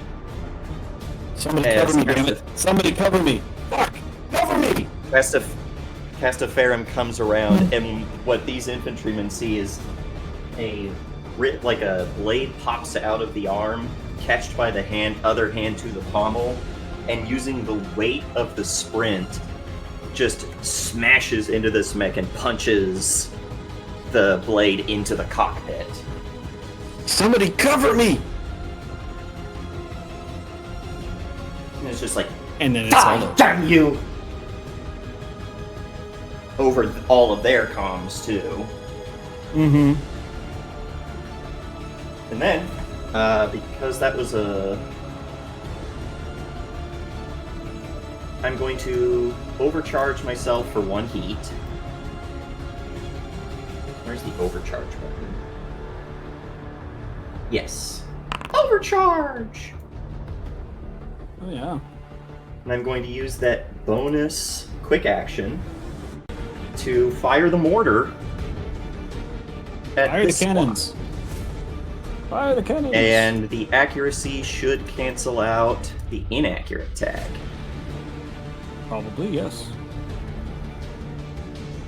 Yes, because it's accurate, so it cancels out. And blast template right on them. Even though it is a miss. Yeah, I forget what it happens when you miss with Arcing. if there is anything to it with blast. Let me see. Checkers. Oh, you're fine. Blast templates, range, cover and line of sight, calculate based on center of the blast rather than position. In these cases,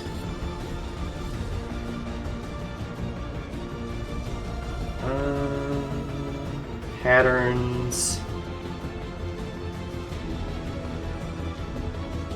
Knockback. Icon primer within hits targets within that. Now I just want to know if there's a. Does not look like. I think it is still a miss. Okay. Damn. Because it doesn't have reliable. Okay. Shit. But because I have not used my movement action yet for the turn.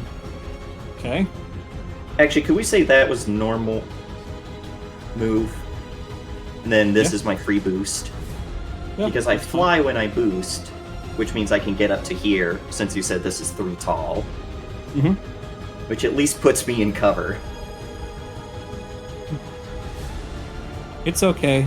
Brunhilde, you'll just take the brunt of this again. I'm trying, man! I was hoping that they'd freak out when the mech died. Well, it's their turn. And yes, they do seem to be fanatics because they are not retreating. This group on the ground here is going to go ahead and take its shot at you, Ducks, because someone, yeah. You know, just I'm sorry. At least you have cover. that's a miss. That's a miss. See, Ducks, it's okay. They're just gonna shoot like shit. We're fine. Hey, Ducks, remind me next time you technically have full cover. Hard What? You're right next to Yeah. a building, and it's obscuring like half your line of sight. You're right. That- Yeah. That's hard cover. My bad. So this anti-armor attack is going to be made with 2 difficulty. Yeah, 2 difficulty. Well, it seems like you got tired of Brunhilde bitching at you, so she has. You are doing a better job of using cover, because the last thing you need is. I said evade, damn it. What were you trying to do? Use your face as a shield? So, but it is now Duck's turn. Okay. I'm gonna do first. I want to.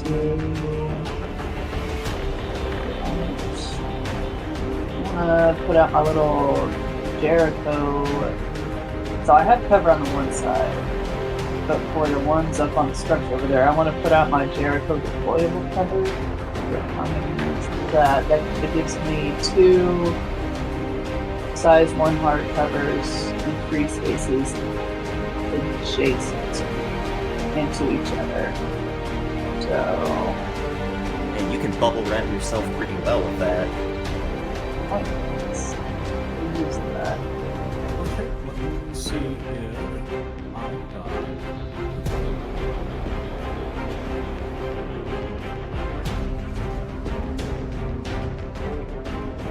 There? Or where do you want them? Sorry. Yes, right there. Yeah.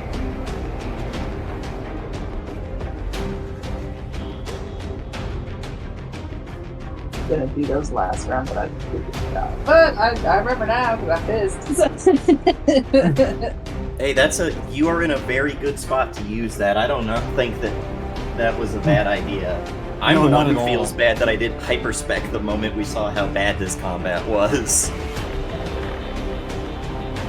So Generally, if you're outnumbered more than 2 to 1, It might be a good idea to use your core system. alright, so hey, those-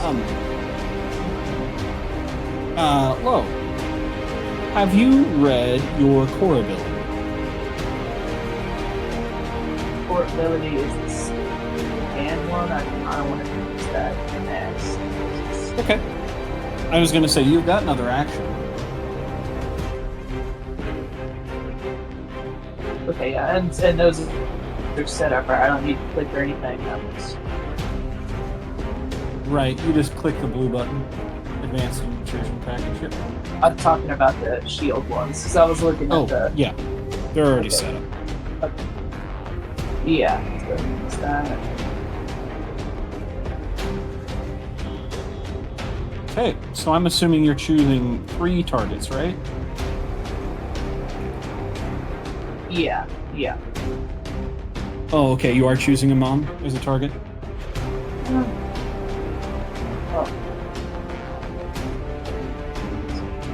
I wouldn't. More blue on blue is not necessary today. Don't! Please don't. Or, if you do, hear me out. If you give me the +2 heat, that will actually make my next attack better. Because I have a aggressive heat pulse, or whatever. Wow. Yeah. If you want... If you do it and it hits, I have aggressive heat bleed, which is the first attack roll you make on your turn while in the danger zone. Deals So- +2 heat on a hit. What this is saying to do, you have your balance control lockout or your system crusher. I would recommend your system crusher. Basically, you get to make an AoE system crusher attack.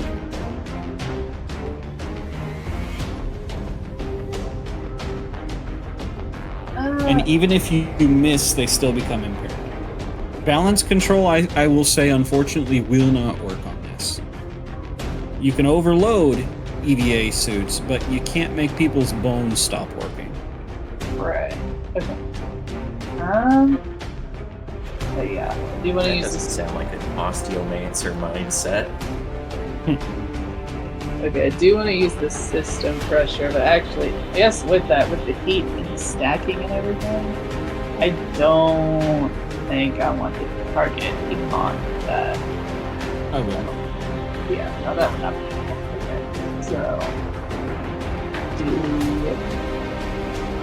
So I have the one on top of the structure selected, and I select both. What is that? Which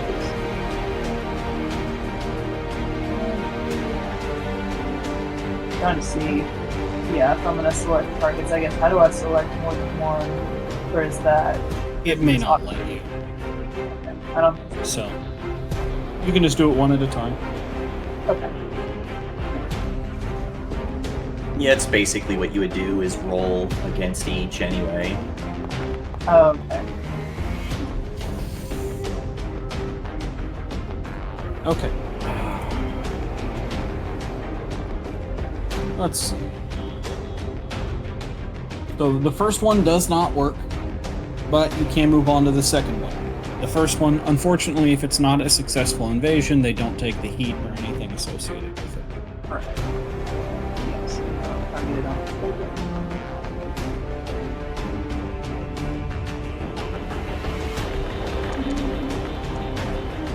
That'll get them. That hits. You can roll the damage for me so I can take it.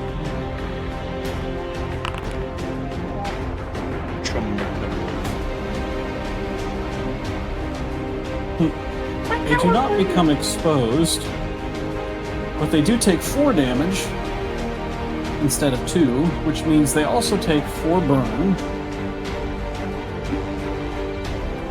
And you do cut their squad size in half as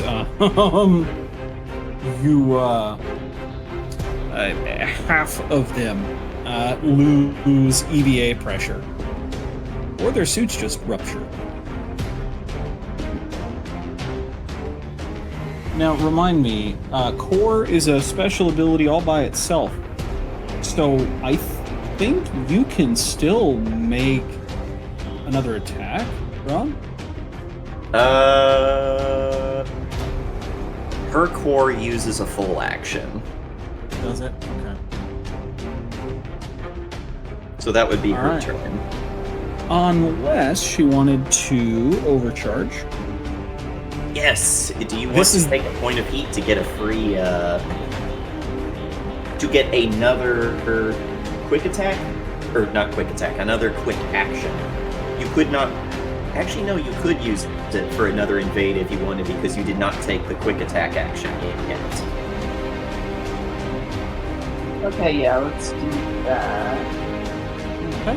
So on your sheet, if you're on your mech's sheet, Yeah. you will go to where was it? I think it is on Stats page? stats. Yes. You see all of There's these a button. red sections. Yes. Down at the bottom of those red blips, there's something that says overcharge. There's a dice symbol next to where it says +1. Press that and it'll automatically give you the +1 heat. Overcharge. Yay! So, now you have one more quick action. You could use that for a tech attack, a weapon attack, whatever you feel like. A boost if you're feeling spicy. She run away, but she just put up her Jericho cover. Awesome. Okay, I'm gonna go with the main ox mounts as the power. Because I did not get them to.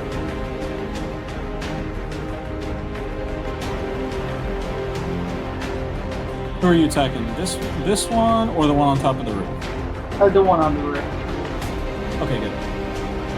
I was gonna say they haven't gone yet, so go ahead and make your attack.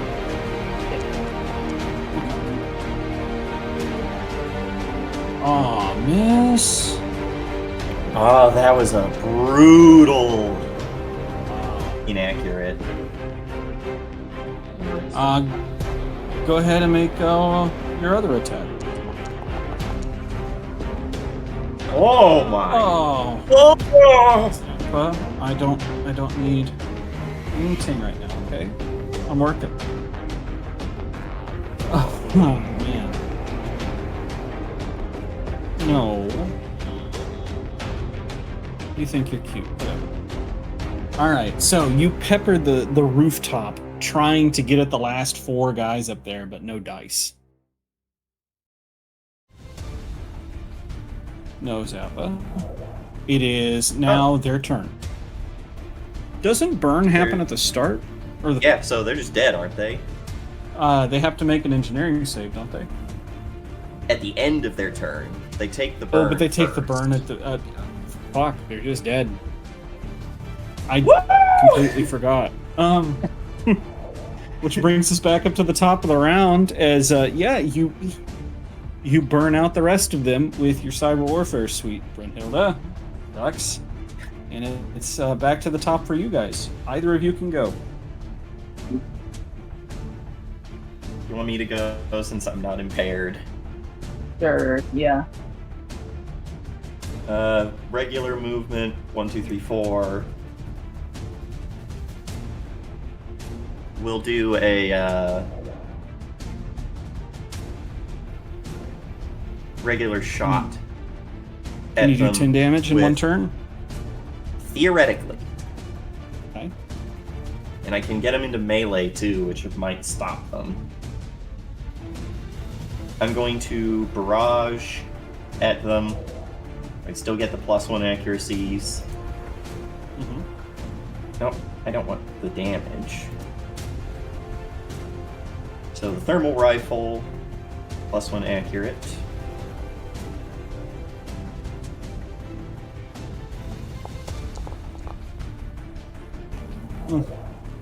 That hits, barely. Whoa, whoa. Mamma mia. Damage. Or damage. 4 damage. You take it. The mortar, you get the accurate to cancel out the inaccurate. Max Crit. damage! So they just take 7 damage off of that. Crit! Alrighty. And Oh, they'll take they take more than that, I think. No, well, it takes. there's the only- max. you wipe out the rest of the squad. And that is combat. Oh, Zappa, Whoa. stop. welcome to you. You remember how I was like, yeah, Lancer's really swingy. Yeah.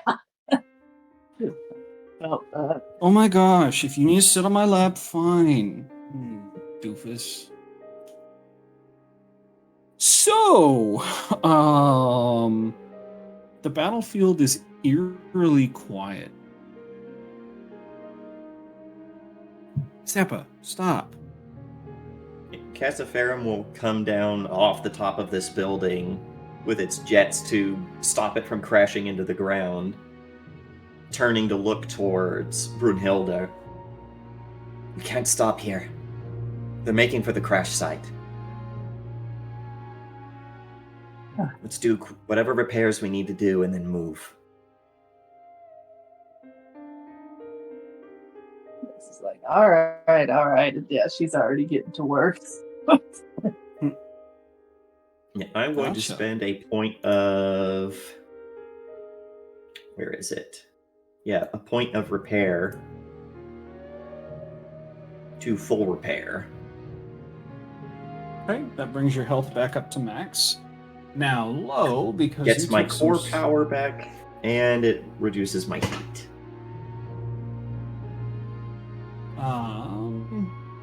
Let's see here. Oh, I don't even have to use a repair for that? I think you do for the core to get the core. Wonder why it didn't take it then. It might have been I was supposed to use something else, but yes, I will take off a point. Zappa, no. God. You get sick and you turn into the biggest baby on the face of the earth. Okay. Combat, blah blah blah. Let's see.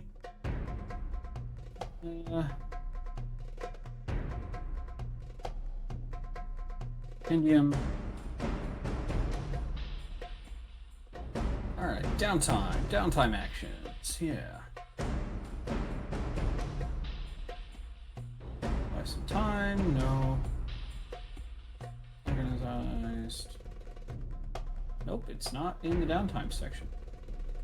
I will find the rules later, but I will say you spend 1 structure point.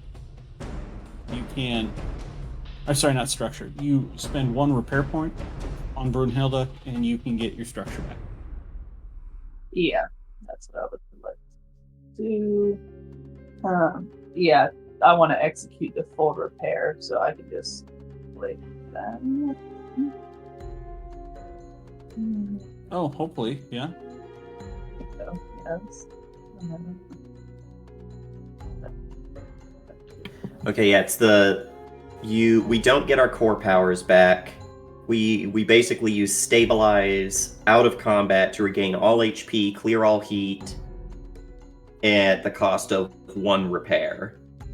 Okay, well then next time we will know that, because I want to keep us moving. You guys make your necessary repairs. Check each other over for damage, and then now what?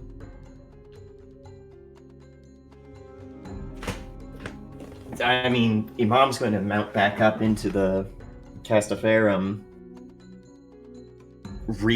swap out the battery in the thermal rifle, and turn towards the way that those enemy soldiers ran and be like, we have to get to the crash site. Who knows how many more of them there are? Yeah, and Dux is putting on the finishing touches and agrees and says, yep, besides, I want revenge. And this Hell yeah. as if destroying the ones that were there were not enough. Get them all, whack them all. And thus we see the devastating effects that even beginner mech pilots can have on a group of enemies, well-trained enemies. As you make your way through the rubble, you take just a moment to glance at some of the corpses of the enemies and friendlies alike. Imam, you notice that, yes, they definitely bear the symbols of Kith Khalid and are most likely members of your crew.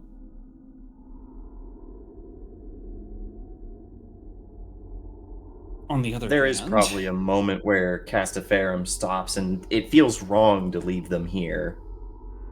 But then, as the camera eye within the head of the mech turns and narrows in towards the crash site, which I'm sure is like a plume of smoke by now,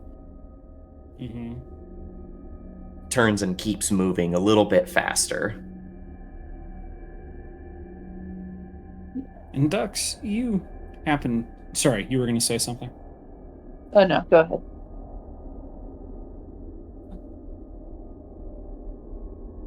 I just said go ahead. Sorry.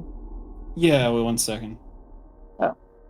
It's probably the Yep, little okay. dinkus being a dinkus. No, it was me forgetting to turn things off. Okay.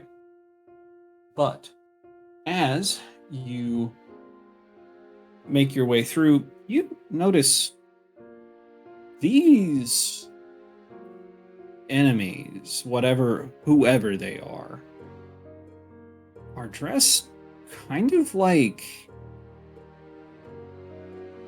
well, you've seen them once before. But those are attached to some bad memories. A time in a workshop involving your grandfather and, well, Gramps and a member of the Lucky Stars.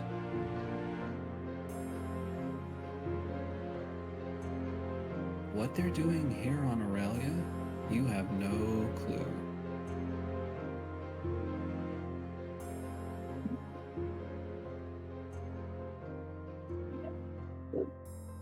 Dux is quiet because looking at the situation, she understands that they're probably surrounded by dead comrades of her new friend. And seeing this familiar thing, she does make the comment, something odd is happening. We need to hurry. And also picks up the pace. But is thinking in her head, why here? And now? And now she definitely wants revenge because she's thinking past and present. So, you guys make your way towards the Kinjar Khalid.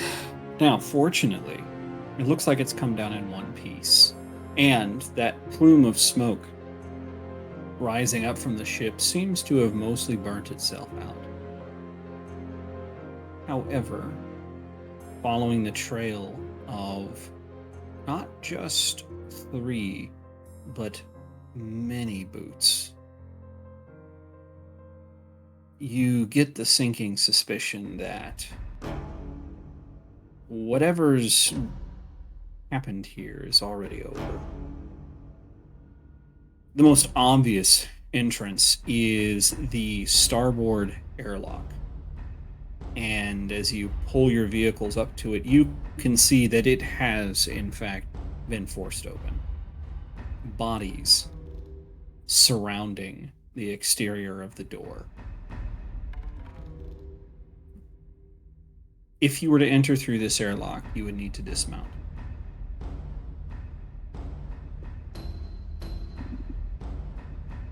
Imam would like to transmit over comms in general, as well as like the intercom grill inside of the head of the Castaferum.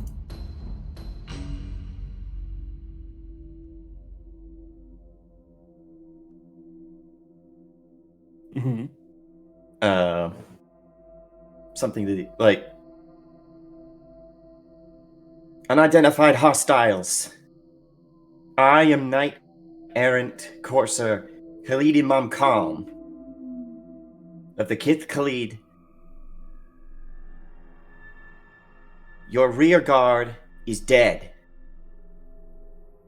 We have you within our sights. You are on Keith Khalid property and responsible for the deaths of its crew. Leave now, or you will be fired upon. To the man. The channel is silent.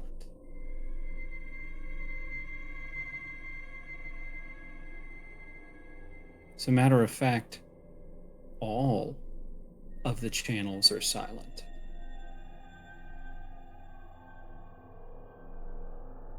Probably slumps into his chair, and he's shaking with so many different emotions. Catches his hands in his Nero helm, and then just over the vox between the Brunhilde and the Castaferum lets out a long sigh. We're going to have to go out and flush these rats.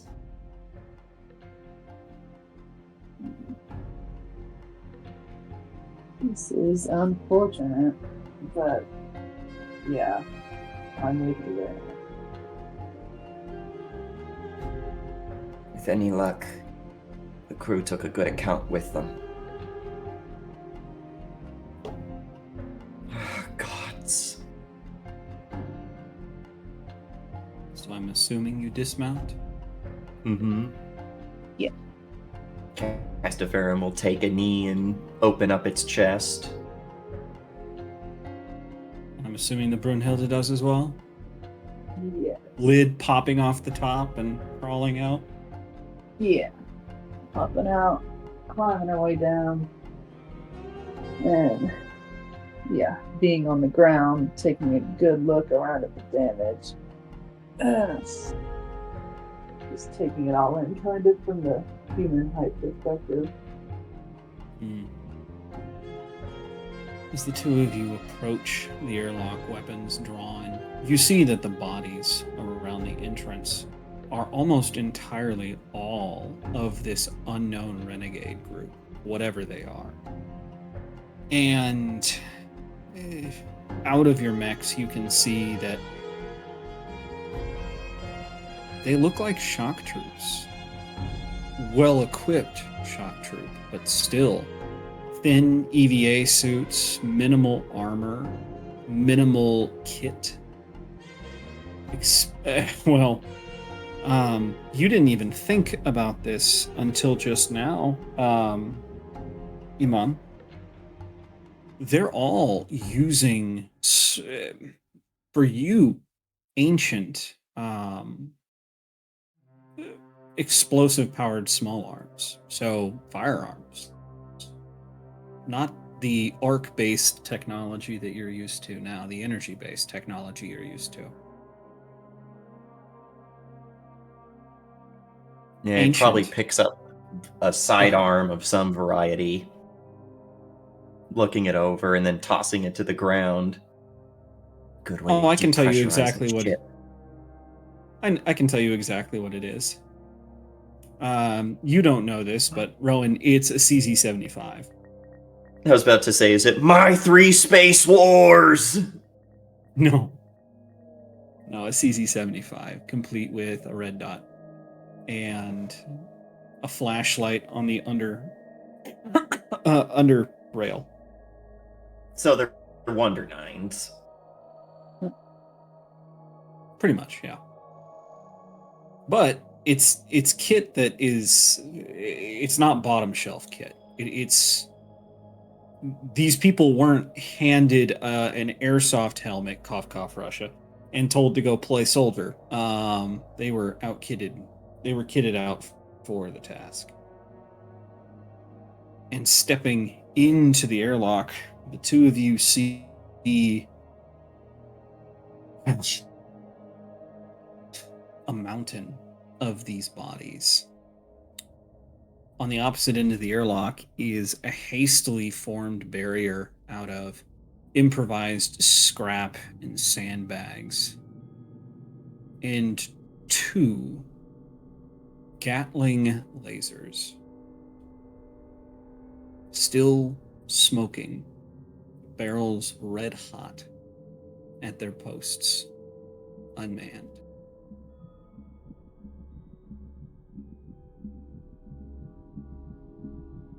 Checking his Omni hook, Khalid is going, Imam is going to nod towards the direction that would lead towards the bridge, and then bring up the arc lock. Gotcha. Dux, as you pass by this semi-barricade here, you see that there are several, what you assume members of the crew. They're unarmored, still wearing what you would assume would be their uniforms of enlisted men, littering the bottom of this juncture in the hallway, just behind the Gatling lasers.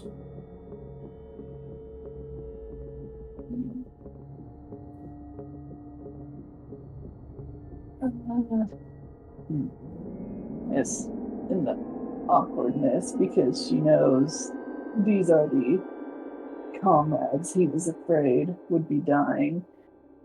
He just kind of lightly notes, well, I admire the craftsmanship, pointing at the rig and everything they had done, and able to bring down that entire horde, but sacrificing them in the process. There is a Excellent is Khalid. I see. Whoever did this, they'll pay for it. Let's ensure Making that. you. I'm sorry. Continue if you need. I just said that's all. Okay. Now, Lo, you would recognize this style of ship as you'd approached, but walking through the halls, you can tell yourself that you've been inside more than a few clutter designs like this during your time at Red Giant.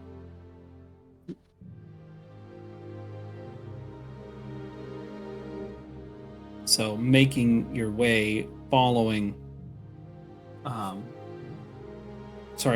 Imam, you have a decent idea of how this vessel is laid out already. Through the airlock. Go ahead. Probably just a very, very old design. Oh, don't worry. I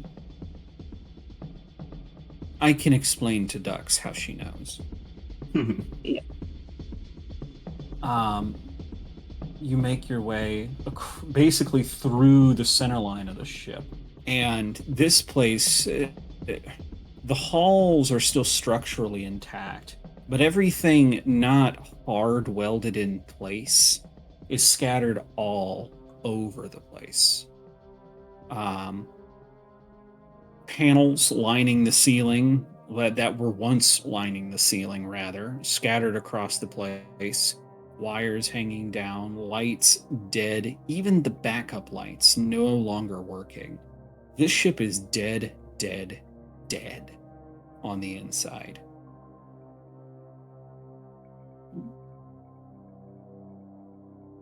I'm assuming at some point you have to turn on a light. It's either that or risk stumbling straight into an ambush in the dark. Or having even night vision would struggle in actual full darkness. Yeah. Okay. Well, I mean, since she recognizes the type of model they're dealing with and, looking at the situation, I think she'd probably start assessing and looking around to see where it was she could help in that sense and get something turned on, even if it's just a reserve, and then also looking through her own pack of fun stuff that she just stole to see if there's something in there that she can light up. Enough. But the two of you make your way slowly to the bridge, having to take a set of stairs, service stairs instead of the usual lift. Passing by bodies of friends and enemies alike as you go. And it's up at the top. You can barely hear something up at the top. Imam, I'm assuming you're leading the way. Yeah. Your weapon comes up, and at that moment, the door to the service area flies open. And a shock trooper of this enemy group flies back out of the door, slamming into the bulkhead in front of you with a thud before collapsing to the floor, a fireman's axe buried in his chest.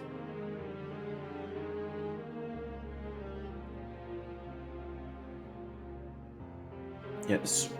So dashing over to the other side of the bulkhead, not sure if this is a crewman or maybe a dispute between these hostiles, peeks his helmet around to look down the hallway and see if he can see into the service room. You peek your head around the corner to the bridge, and as you peek your head around the corner, 2 arc bolts whiz past your head, and you hear, "Hands up, goddammit!" Whoa, I'm on your side! You hear a... Oh my... Imam? Is that... Oh, Jesus, it's you? He comes around the corner, the survival cloak with the Kith Khalid pin on it, arc lock in hand. It's like, did you not hear my transmission outside? We don't have it. You turn the corner, and you see the navigator.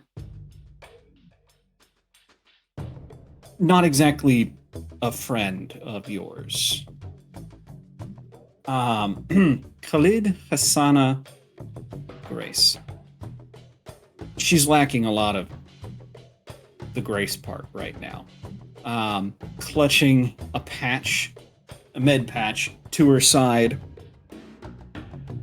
She's probably just lowered her sidearm from you, using that hand to brace herself against the nav table in the center of the bridge. Of all the people to survive this goddamn attack, why you? In a very different response to that, Khalid comes forward and is like, oh, thank the gods that you're alive, that anyone's alive. She doesn't say anything except for when Dux comes around the corner and the pistol whips up. She goes, "Move out." No. They have the memory core. Hey. It's bonded to them somehow. You're the... Jesus fucking Christ. Every time I think this can't get worse. Do you... I would be here if not for them. They're another capable mech pilot.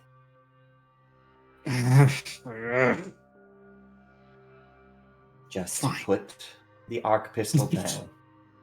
She holsters the pistol. Dux, you see this serious-eyed lady that had just been pointing a pistol at you. Put it down. And, well, yeah, she looks rough. Like I said, she's holding that med patch to her side. You're assuming she's the one that chucked the fireman's axe at the now dead guy in the service corridor. Yeah. So, yeah, Ducks, when she stepped around, she also had her hands up, but yeah, so at this point, she lowers them and she goes, yeah, I'm with him for the time being. And then looking back, thinking about the axe part, he goes, nice handiwork. And then turns. I don't need outsiders complimenting my prowess. Is anyone else alive? Last I heard, there were still maybe a holdout or two in the hangar. Reserve Charlie. I would go, but she motions to her side. These fucking barbarians are still using bullets. Bullets! Imam shakes his head and is like, good way to decompress a spaceship. Don't make me laugh. I have another patch if this one needs changed. No, I will be fine. As she stands up and uses the table in the center of the bridge, the nav table, to move around to a seat. Look for survivors.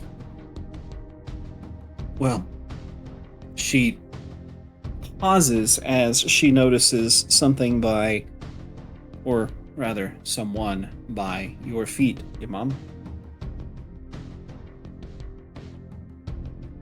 Uh-huh. You turn and look, and there are a lot of officers, or the corpses of officers, on the bridge here, but none so significant as your captain.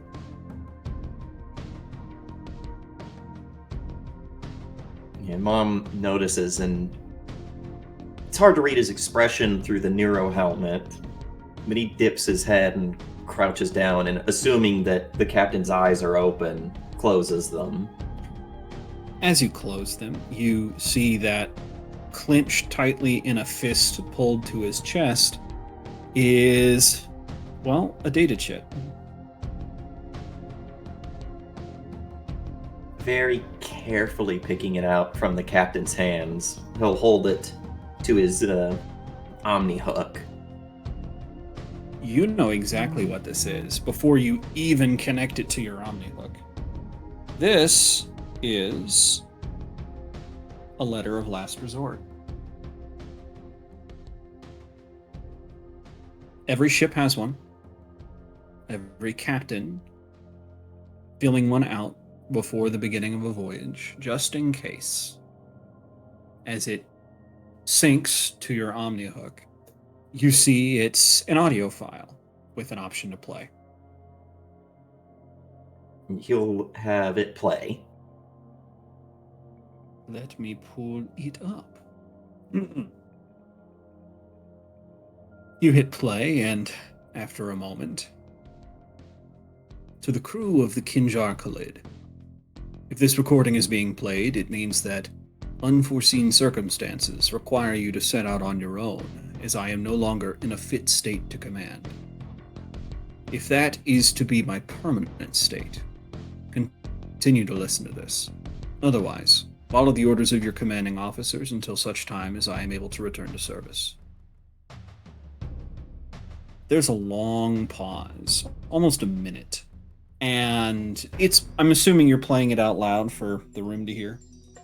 Yeah, it's coming over the transmitter in his helmet. Okay. Dux, this is apparently, or was, the captain of this vessel.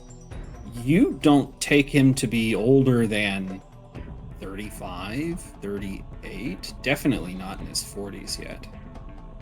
And as you come to think of it, a lot of the faces around here are young.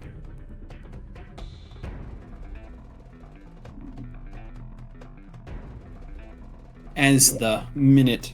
Go ahead, sorry. I was just say, yeah, as Dux is looking around, He's taking note of it at the same time with the disturbing aspect, trying not to think too hard about it at the moment. But yeah. And as a minute passes on the recording, apparently, well, if you had needed to stop it, you would have stopped it by now. And it's continues. So, I'm dead. And since I've always chafed against the formalities that Kith Khalid has placed upon us, I would like to take the long overdue opportunity to speak my mind. Kith Khalid is dying. We hoard our information jealously. Information and technology that we could be using to unite the Kith across Ceres. Not in conquest, but in a coming together as a family that we so distantly used to be. I do not pretend that my words will win the hearts and minds of anyone listening, but if I can convince one person that together the Kith can become the bulwark needed to safeguard their own future, then it will be worth it. We have the tools we need to come together and face the oncoming storm. I have screamed from the top of my lungs that every ship in the orbit of Ceres should be pointing our guns at Ulm. And now that I am no longer able to, I hope someone else will. At that, well, actually, hey, how do you feel about that, Imam? I think the thing that strikes him is turning to look at this woman. What was her name again? Hasana. Or Hasana. Yeah, Hasana. Looking towards Hasana. What did the captain mean by Ulm? It's a dead world. Nothing there. Just ghosts. She's bristling at his words as the recording continues. I hope that my death does not mean that the mission ended, that the mission is a failure. This memory core, I am to understand, holds world-changing secrets of millennia past. I am a soldier, not a scientist, so I don't claim to understand what any of it could mean. But when Rachel throws around the word Golden Age, and the voice trails off for a moment. Mother? If my executive officer Imam is watching this, congrats on your field promotion, son. I know you think you aren't ready for it, and you may not be. But the fact of the matter is that none of us are. Listen to your crew. Trust them. They matter more than anything now.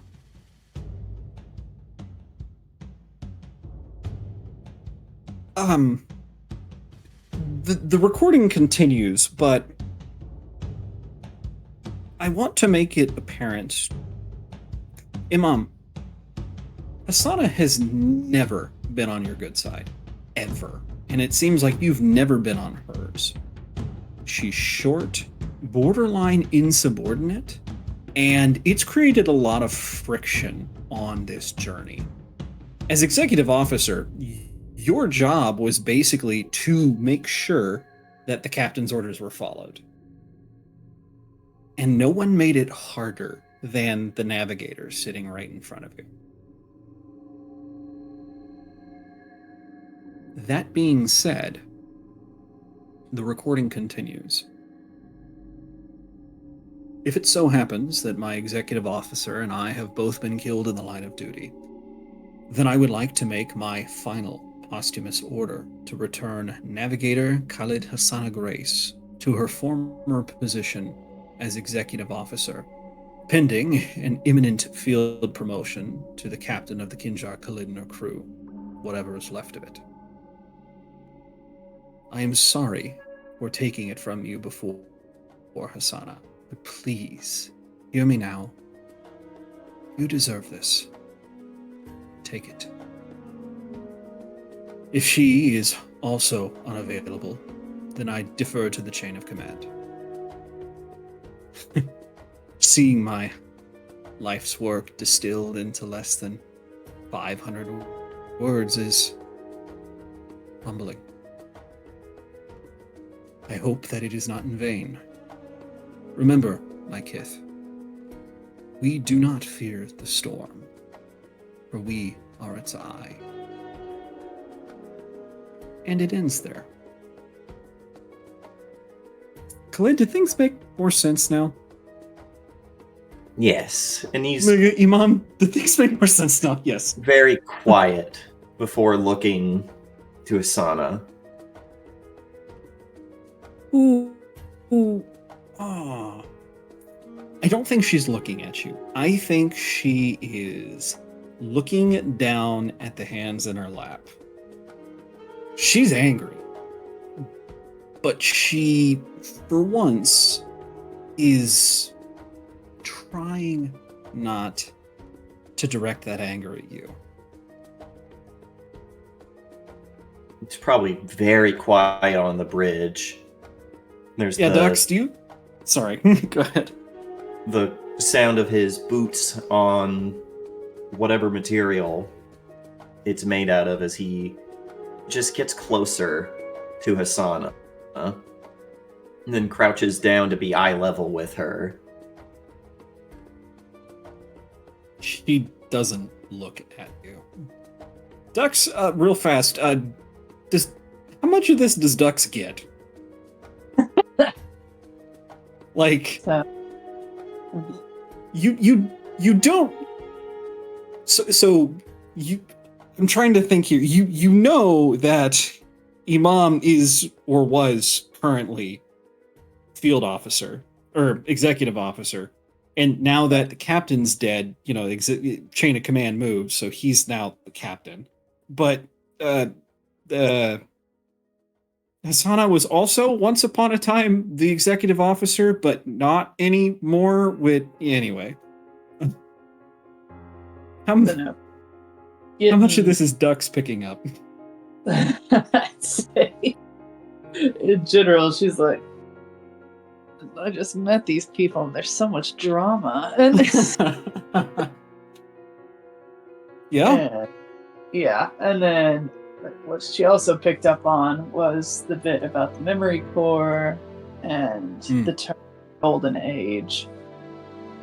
So she is, in spite of the awkwardness of the situation between these two in front of her, studying the memory core in her hands that she has had on her this whole time. And Imam even takes off his neuro helmet in the relative safe environment of the ship. Just so that he can look Hasana eye to eye. And he looks tired. He looks like he's been in the shit. He's pale from getting so sick when the memory core activated. Takes a breath. Hasana, I know you don't like me or any of this, but we need to save the ship, whoever we can, and we need to get home. We need to get to the Star Spear.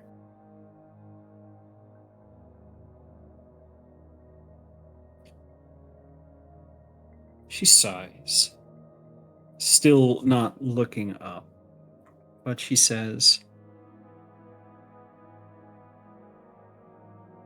I'm not going to pretend I'm not angry at the captain for taking something I worked so hard for, or at him for pretending that he could just wave his hand and make it all better on the assumption that his golden protege, whose parents asked for him to come along this mission, would just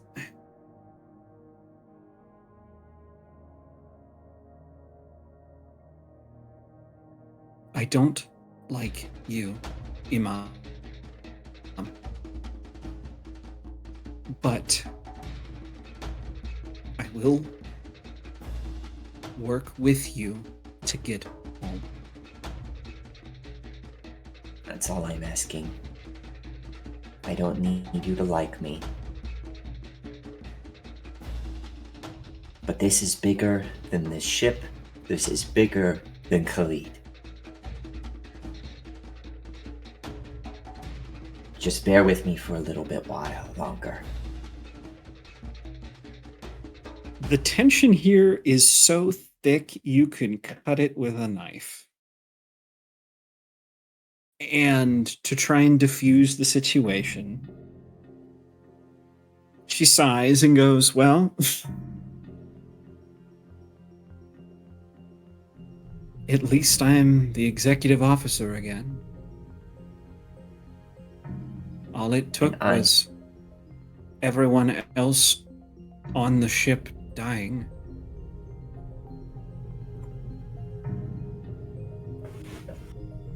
And our ancestors came to Ceres with less. That won't matter if we don't get home.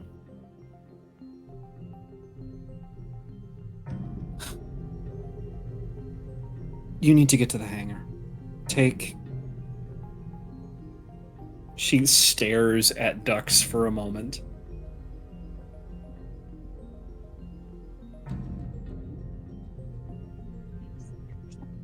This is as close as you're going to get to her asking your name. Okay. So Dux just kind of does a little awkward halfway because she's like, oh my god, like she just said she doesn't like him, and then it's so dramatic, but she's just like, Dux, thank you. To which Imam offers, Ducks. trying to break some of the tension when she says ducks, shrugs, puts the Nero helmet back on, and goes, I don't know either. Outsiders are so strange. If there's anyone left, bring them back up here. I'm gonna sit here. See if you can't get emergency batteries back online. It'd be nice to at least have some sort of light. I'll see what I can do. I know you will. then And checks his arc lock culverin, then heads back to start making towards the hangar.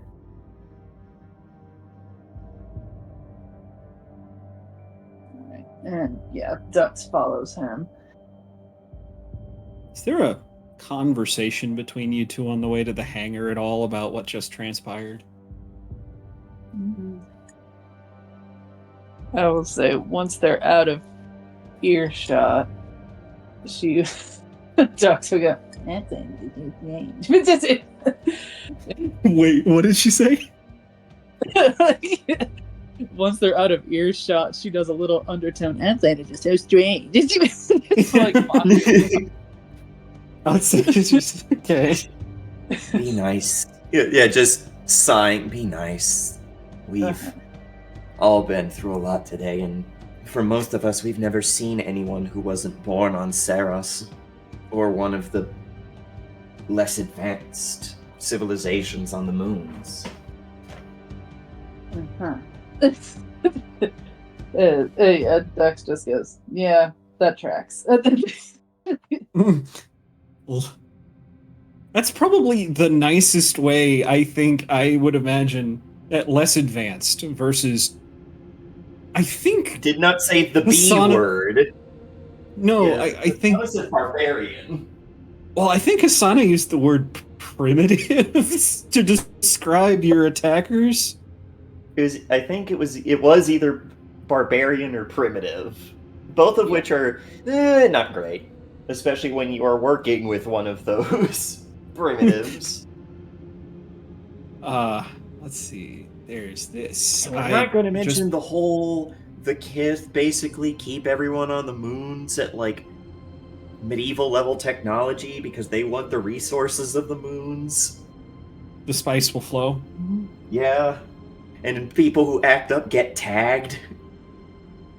Well, I wasn't gonna go there. That's your all doing. One of these days you'll wake up and realize, are we the baddies? Oh, that's where like Khalid goes. Yeah, we don't have any interests on the moons. You know what? This is similar to someone that once played a character. They said something along the lines of, "Back on my planet, we kept you guys as pets." It's not that bad. There's no slaves. Tiff was a piece of work. Yeah. Kith Khalid looked at all of the keeping people in lower technology to exploit the natural resources of their moons and went, I don't like that. Ooh. Come on, it's not indentured servitude, because that means they work for us. They think that we're like the sky gods come to punish them. God. So, unless you guys have anything else to add, I can move us to the hangar. Yeah, that is where we're going. Yeah. Now, Imam, you would know that you boasted a crew of about 100. I think I mentioned that. Yes. And you've accounted for a lot of them, like a lot of them. But as you make your way to the hangar, go ahead. Assuming that the ship is even able to be repaired and take off, would we even have enough at this point for a skeleton crew? I think you have bigger problems to worry about, at least for right now.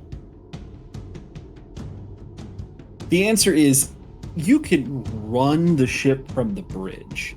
It's everything that happens after things are already running. You know, that's where the rest of the crew comes in. For a ship as small as this, it's not like, say, an aircraft carrier. I'm not giving orders to the engine room to turn the engine. I can actually control most all of that from the cockpit. Which is the one saving grace of a ship this layout. Yeah. But as you make your way to the hangar, you guys hear... you guys make your way to the hangar, stepping through the hallway into it to see ducks. I mean, it's a good sized bay. This could fit a full lance of mechs. But you hear from around the corner, "Who the fuck does that?"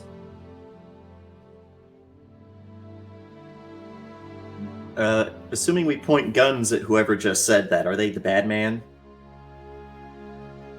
No, it's coming from kind of around a pile of scrap, but as you make your way around, you see, you're pretty sure it's a crew member. They're covered in med patches and, what's the other one? It is not Wake. No. Yeah, there's Patch, and then there's something else. Yeah, I'm looking. It's a weird name. I forgot. Gear, limited pilot gear, a corrective. Corrective. Yeah. On his back, he's on his knees, back from you. Back facing towards you. He is laying on the ground next to him. Looks like what is a piece of metal pipe. And also laying around him are the bodies of 3 shock troopers that looked like they were violently beaten to death. Imam will put the rifle not pointed at him, but still readied. Is the hangar secure? His head snaps up. Fuck. Grabs the pipe and turns before he realizes it's you. You actually... Well, I don't know. Maybe you do recognize this guy. It's a small crew. You've probably met in passing at least once. Yeah. I'm just... If it's anyone that was in the hangar around the Castaferum, you probably know them. Yes, then you would know this guy. But maybe not for good reasons. This time he doesn't hate you. Maybe he just happens to be someone that you're not a fan of. He turns and yes, you recognize him as the most junior person on this vessel. As he turns and officer Imam, he snaps off a quick salute. I'm sorry for the outburst. What's that? I think we're well past having to deal with that right now. Are you okay? Is anyone else here? No, I mean, fuck, man. Sorry, they shot Stevie. Who the fuck shoots a dog? As he turns. Take a breath. And in his arms is the fucking cutest Shiba you've ever seen. Aww. He looks like he might have a little bit of corgi in him. And he does have a med patch on his side as well, as he softly pants in the machinist's arms. Sir, you have something behind you. Yes, I've picked up a friend. Oh. Well, thank God. We don't need any more enemies. Hi, Khalid Dakir, diligence, or indolence if you're trying to piss me off. Anyway, this is, I'm first mate, junior machinist's mate, first class. And this is Stevie. He motions, picks up the dog's paw and waves it at you, Dux. Have you seen a dog before, Dux? I feel like she would have. Maybe. Yeah, 'cause I mean, they were on. Yeah, they could have had some. Yeah. Okay. Sticks and strays. But So like mutts, maybe. probably. Okay. This is Stevie, best boy first class. And yes, that's a rank office. I guess I should ask if anyone else is alive, because if not, then Captain, I think. Asana's the only member of the crew, of the bridge crew. Well, shit. She fucking hates me. Let's focus on the immediate things right now. Is Well, anyone else alive? He shakes his head. I can say definitively no, sir. We were defending the starboard bridge when Reserve Charlie called for help. They were the last one answering comms. I've accounted for everyone in Reserve Charlie, sir.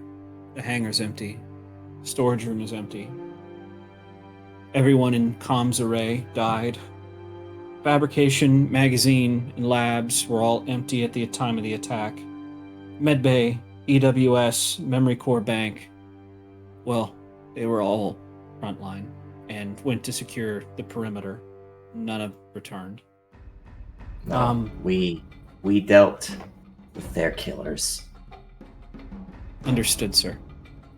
If you've been up to the bridge already, then that's where the officer corps was. Engineering. There's no one left from engineering, sir. The crew quarters are a mess. The galleys. Well, we're going to be living off of whatever rations we can find for a little while. Now, I didn't press you on this just yet, but now that that's established, Imam,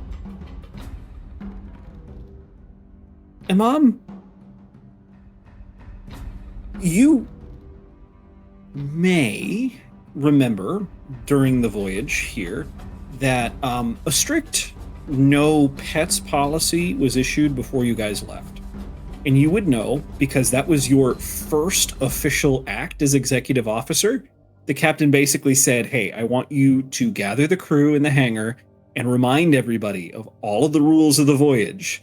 No weapons. No weapons outside of the armory. Or the magazine, I guess. No pets. No drugs or other illegal substances. Things like that. And Hassana had hounded you the entire trip, swearing up and down there was a dog on this ship somewhere. Small potatoes now, but I would just want to put it out. Yeah. I guess I'm not the only one who has a stowaway with them.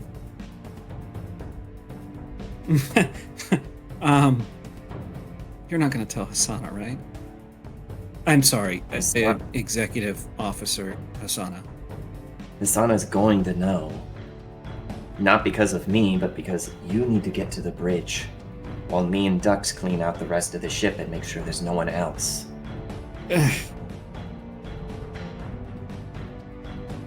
Fine. Come on, Steve. Are you fit to walk? Yeah, as he gets up and immediately starts limping.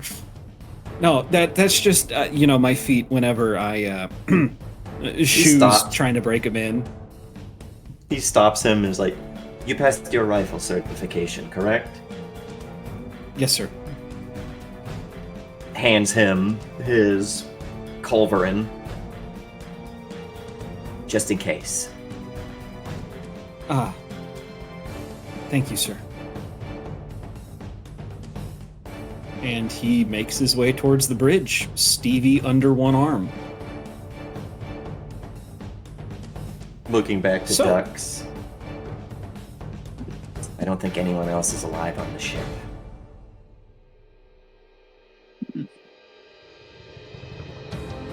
I can, if you guys want to continue your sweep, I can tell you right now that your sweep comes up clean. Does it look like they took anything? No. As a matter of fact, were they just wiped? Well, as a matter of fact, you're pretty sure they were looking for something.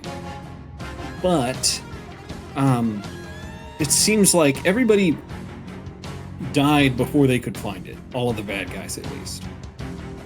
And you know this because Khalid Doctrine basically says if a ship is in danger of being overrun and captured, you detonate scuttling charges.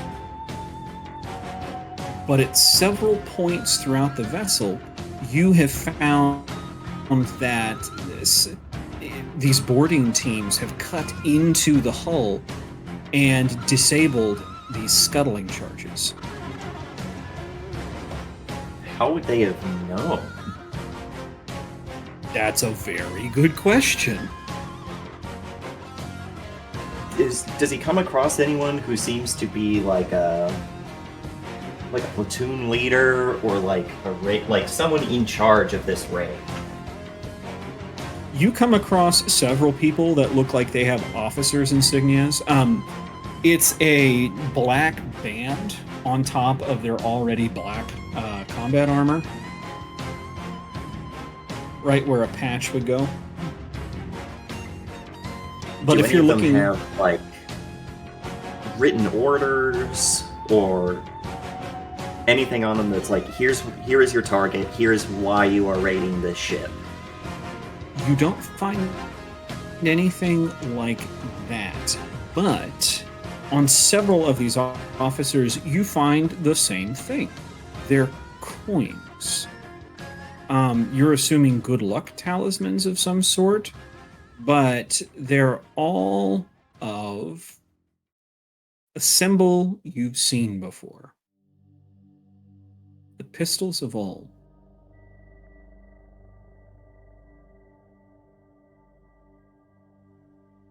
A shadowy cult that's popped up. Yeah, they're mercenaries, all right, but they're like They're the word of Blake. basically, yes. So Except the word of Blake is like if Evergy or AT&T had a cult within itself. pretty much, yeah. The French Foreign Legion, there you go. Huh. Or the Marines, either way. So yeah, they all carry this same symbol, and other than that, they have no markings on them. The rank and files especially do not have any markings on them. And you're pretty sure these coins are important, because why would you carry something with an identifier on it just to give yourself away, right? If it weren't And for it something else. reminds Imam that when the squad went to go join the main assault, they said something to the effect of "Go get your gold," or "Go get your coin." It wasn't go get your. Mhm. Go get your what? Oh, your crown. That's what they said. Crown, yeah. Yes, go get your crown. Mm-hmm. By now, we've probably cleared out the ship, and Imam is just looking Yes. over one of these bodies. If you share, do you share that information with Dux? Dux heard it too, didn't she? Well, I'm talking about Olm's pistols. Oh, These mercenaries, they're Holmes Pistols. Isn't that a band of Mercenaries. mech mercenaries? Yeah. Dux, Yeah. now you have a name to the faces that you saw in that shop, in the shop that day. Right. And now she's like, she does wonder aloud, so that's it. But setting that aside, looking around, she's taken note and does say, for outsiders, they did a lot of damage to your ship in a way that tells me, well, how you rephrase They this. knew what they were doing. Yeah. Specifically, they knew that we keep scuttling charges.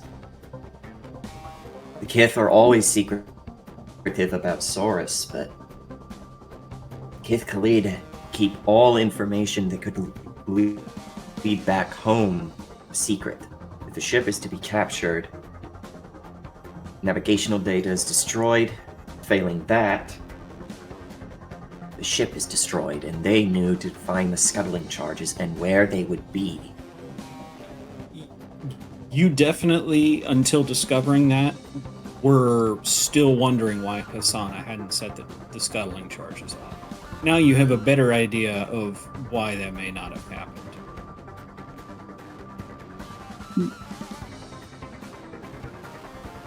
But I don't believe that they found what they were looking for, but he takes a sigh and stands up, looking back at her. let's bring our mechs into the hangar and see if we can't shut the ship up. The storm is going to only get worse. All right. And I will say, at some point during your investigation, the emergency lights do come on. It provides enough power for you guys to pull your mechs in and shut the hangar doors behind you. Can the airlock be sealed as well? The airlock is damaged, and furthermore, you have seen daylight through several spots of the ship where there should not be daylight. Yeah.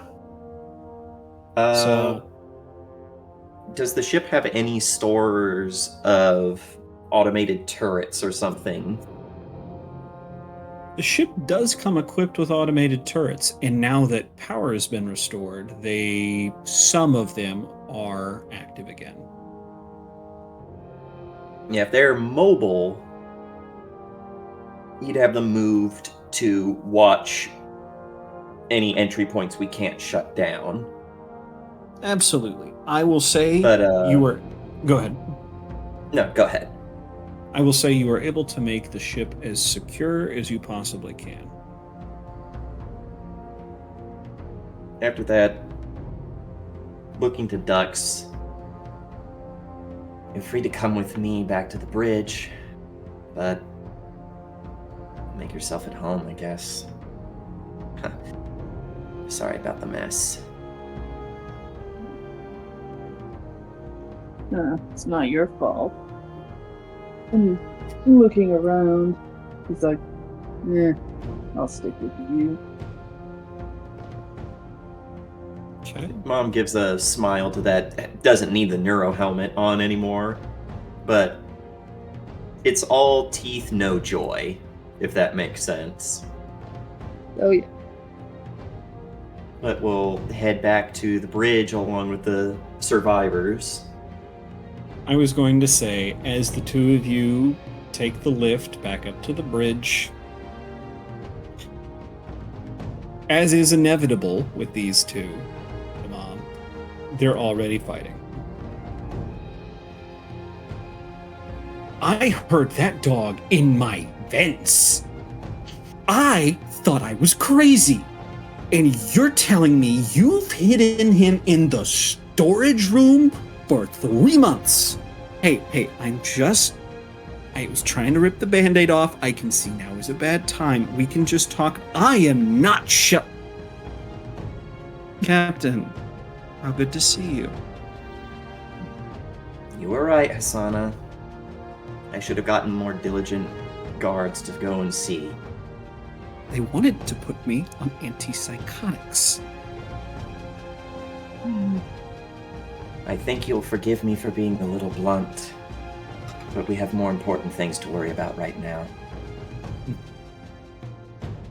You're right. As much as I'd love to court-martial our only enlisted person,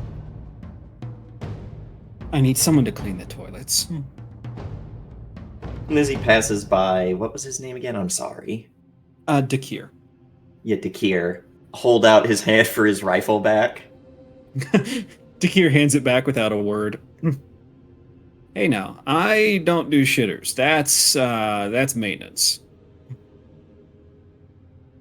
Can we get communications online? Well, I was just about to run through that with you because, well, I was going to tell Hasana first, but, so he hits a button on the nav panel and the overlay of the ship pops up. All right, let me give you the quick and dirty list of what's broken right now. Okay, main power plant, main thrusters, fore, aft, and starboard battery banks. Emergency thrusters are gonna need an overhaul after we're done using them wherever we're fucking going.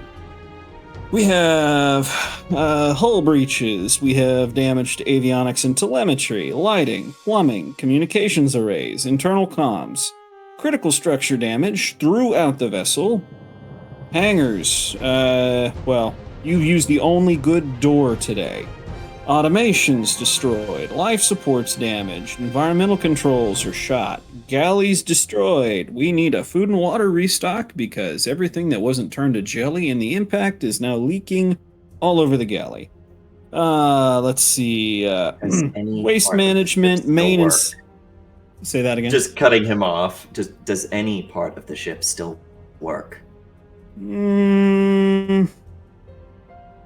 And then he continues. Waste management's broken. Main and secondary weapons are offline. Port airlocks fore and after both blown, along with the one on the starboard side. And there's still the small matter of last rites of almost 100 men and women.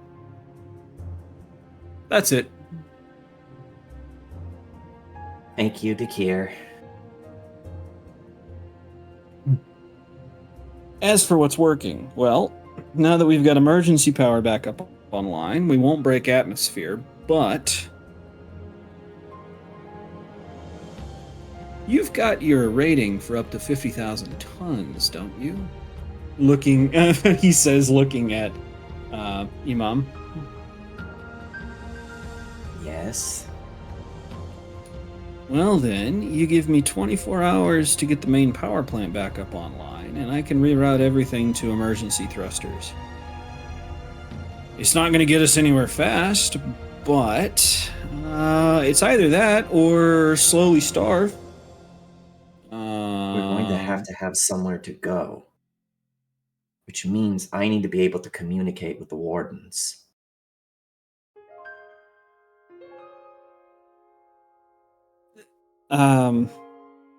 Hasana probably says, I feel like we can probably get short-range comms back up, looking at Dakir, who shrugs. I can get something. I mean, shit, do you see what they fucking did to us? They If you almost can get me a cored the tin damn can- shit. If you can get me a tin can on a string, if we're flying around and the wardens find us, they're just as likely to shoot us down for interfering with this graveyard as anything else. Alright. Power plant, because those battery banks have only got 36 hours worth of charge in them. And,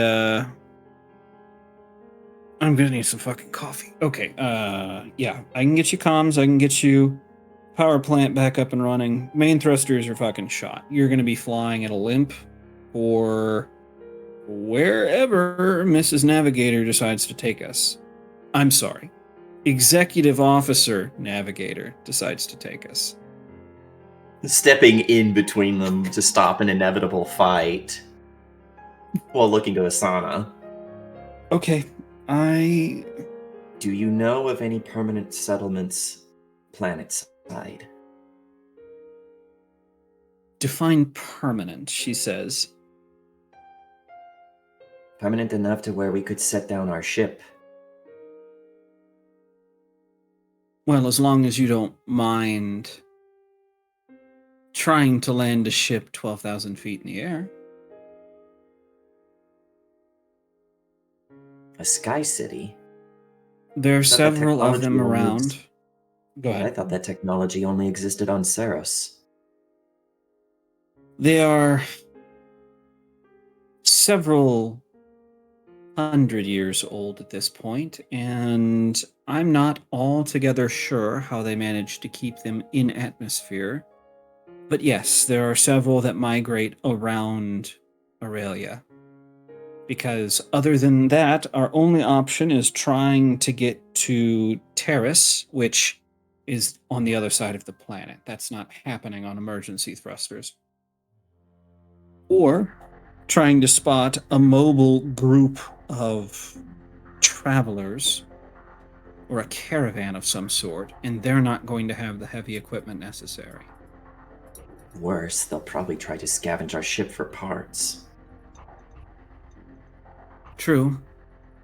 If he can get part of the comms array back up and running, I can get a rudimentary telemetry on the nearest. Actually, hold on. And she pulls up. Well, it was a real-time map of Aurelia, but this was post-dated probably since before the crash. Okay. Yes, look, there's one over here. We'll be fighting our way along the storm front to get there, but I think it's doable. 100 miles. Is there any chance that we could go up above the worst of the storm? It's always a possibility. We'll just have to see how the ship reacts to... Well, let's be honest, Imam. You know, you and I both know there's a good chance that trying to use emergency thrusters could just break its back. But we have to try something. There's nothing for us here, and Olm's Pistols knows the ship's location. I doubt that this is the only squad they have on planet. Hey, Hasana, at what point were you planning on scuttling the ship? You know, blowing us all to smithereens. They Or did disabled the scuttling charges. Oh.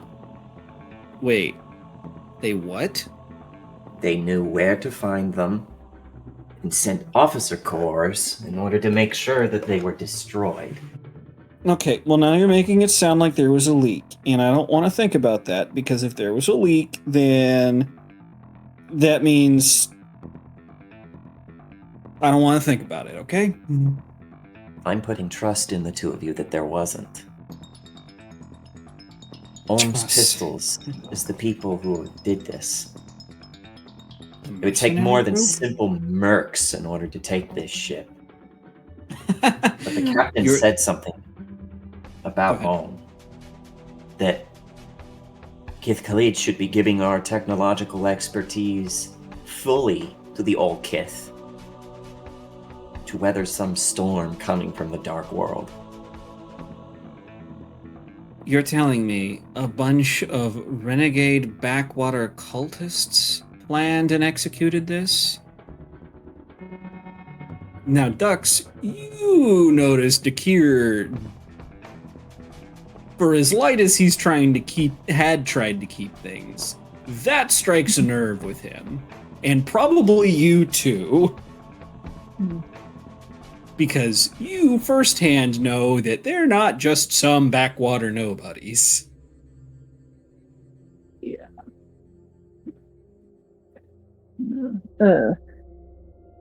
If that, I guess, Dux would speak up in agreement with Amon. Regardless, time is of the essence. And I guarantee you there will be more. And unfortunately, numbers are not on our side right now. And then she also offers, if you need help with maintenance, I can assist. Formal Oh, introduction. thank God. Yeah, and then she goes, formal introduction, Dux Fundaman, former Red Giant lead mechanic. It was lame, so I quit and left. It was lame. It was whatever. Something like That job was so beans. Dakir laughs and goes, well, as, let's see, if you're field captain and she's field XO, does that make me, oh my God, does that make me field master machinist? Or is it chief machinist? I don't remember. It doesn't make you anything. Call yourself Okay, Night well, that's not Fabricator if it makes you feel bad. Or if it makes you feel better. Say that again. Yeah, call yourself Night Fabricator if it makes you feel better. Night. I like that. Yeah. Night fabric. Fuck yeah. Stevie. I'm a knight. I just got knighted. Let's go celebrate with some. Damn it, we don't have any coffee. All right, Dux. Comms. First. Say that again. Yeah, like, before he gets too carried away, he's just like, fix the comms. If I can't talk to anybody, we're going to get blown out of the sky. Okay. Dux. I have a mission of utmost importance for you. I need you to go to the galley. And I need you to make me a 5-gallon bucket of coffee. with these hands, and she holds up her naturally grease-stained hands that are also filthy from all the grifting she was doing earlier. How much earlier? I don't know. Based on how it'd probably be a couple hours at that point, maybe. I don't know. Oh, okay. So not in this ship, just. Oh yeah, no. Well, she did steal, I would think, one of the Olm's Pistols coins off of the body. That's cool. Take them. Yep, Yeah, perfect. she wouldn't be touching their stuff at this point. Sweet. She knows there's at And- least 3 people, 2 of whom have. I don't think Art has Dux ever seen an arc weapon before? Alright, one. Let me look at something. Because this would have been like before everything went wrong. I'm assuming arc technology was restricted mainly to people who worked in space as a means to. If you have to have a security detail in a spaceship and it's pressurized, there's no chance that a ballistic weapon causes a hull breach. I'd say, I guess, like just a general thing for ducks. So, yeah, she's definitely familiar with anything that would be fresh and new, anything that would go through the course of Red Giant, which is most of all kinds of models, but Oh, so you'd probably know that arc weapons exist. It's just that the specific ones that these guys are using, either you've never seen a model like that, or you go, hey, that thing's like 300 years old. yeah. That's where also with the training from the old man, Gramps, even if she didn't see certain things, he told her all about the old ways, the new ways, and everything in between, whether she wanted to hear it or not. So, let me. Precision machine. Okay, precision jig building. We used to have to put these these frames together that would build one part over and over again. And you know how we set the details on them to reset the parts? We took a fucking magnifying glass. Well, it was a telescope, but we took like telescopes and measuring sticks, and we measured really small numbers with telescopes. Which is the drunkest way I can possibly describe how my job used to be done. Heh. Yeah. So, yeah, I think we will just hold it here for a bit, because before we go today, I did say someone is going to have an exit interview or an exit flashback before we get out of here. How's that sound? Yeah. Exit interview. So, what are your thoughts on getting everyone killed? 3 out of 10. I got to be really fucking sick in a turn of combat. So, well, Ducks, we're flashing back to the day Ducks quit Red Giant. You're in the bunkhouse, where Red Giant so graciously gives you about 10 square feet of personal space to, store your valuables. And you're in the bunkhouse, packing up. What are you packing? Travel's pretty light, honestly. I mean, she's got a ton of weird little gadgets and things that she keeps on her at all times. So she's making sure she's got everything of that. Anything she had stowed away in that 10-foot square space, which I'd say she probably had some tools, vintage stuff, maybe from Gramps shop and some things like that she's getting out of their hiding spots and packing away. And other than that, not much personal belongings, probably just basic necessities, and probably a picture of her and Gramps when she was a kid. Oh, makes my heart hurt what I had to do to Gramps. I mean, well, you did it to Gramps. I didn't kill him. You did. Details. Details. But you hear the bunkhouse door open, and it's, oh, hey, Ducky, we found a nut. And a pause. You turn, and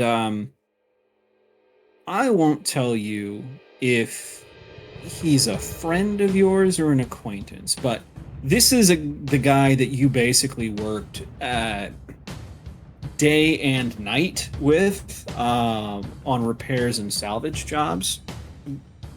Big dude by the name of Bison.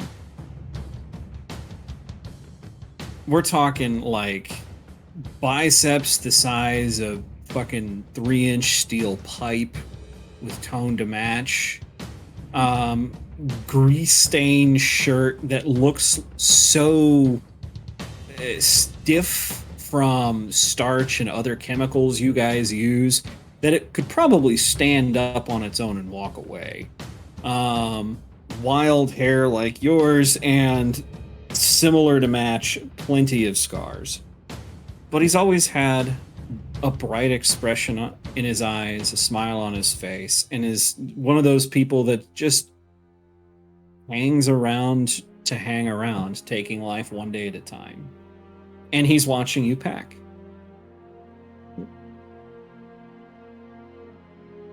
Mm-hmm. I'd say, yeah, Dux wouldn't really try to hide it at that point because it's too late.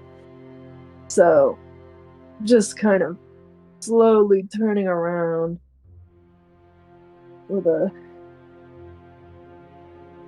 So, What? Go ahead. Just with a. What's up? So it's true. They said you quit, but I knew that couldn't be right. Did they can you? I know they've been. Please tell me this is a joke. Look, man. This job is going nowhere. I don't know about you, but once I get the hang of something, I'm ready for what's next. Bison has this look on his face. Like I said, I don't know how Ducky felt about Bison. I mean, you just learned about him a second ago. Loaded. But Bison's got this look on his face that's hard to read. I thought... never mind. And he tries to put on a smile. Yeah. You know this fucks up everything, right? I mean, who am I going to have on the other side of the bulkhead on salvage ops now? You know they're going to stick me with that fucking masshole buckethead. Please tell me that is a term that these people have is masshole. Holy shit. Yes. No longer Holy shit. No longer is it a term to refer to assholes from Massachusetts. It is now a term to refer to assholes of black hole proportions. I thought it was because these people are working with like heavy machinery all the time. So mass holes might be like, oh, your ship got too close to a stellar body and it caused a mass hole, and then they took it to be just a slur against people they don't like. I mean, however it was created, I love that. That is so much better than like frack or cark when sci-fi makes their own like curse words. Yep. Well, I'm glad you appreciate it. But normalize mass holes. But his rant kind of over. No, you're fine. But his rant kind of over. He pauses just to kind of see if you respond at all. Yeah. I mean, Dux does chuckle there and say, hey, Bucky's nice. You just gotta give him a chance. And then go up to Bison. You know, she holds her hand out to shake it. And to shake his hand. And says something along the lines of, look, it was nice knowing you. And look on the bright side. Now that I'm out of the way, You're the head guy.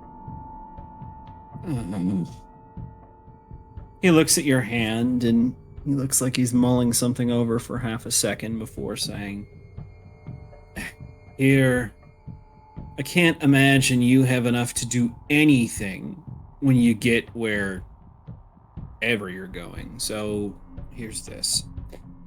And he pulls out an old power cell. This thing looks like it's 1,000 years old if it's 100. It's that old. Mhm.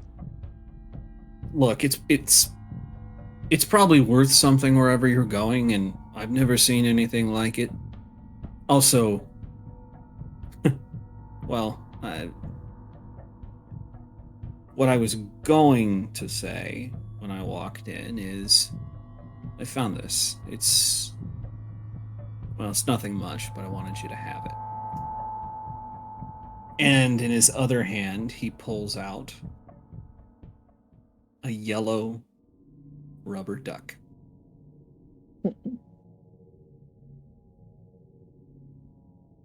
He offers him.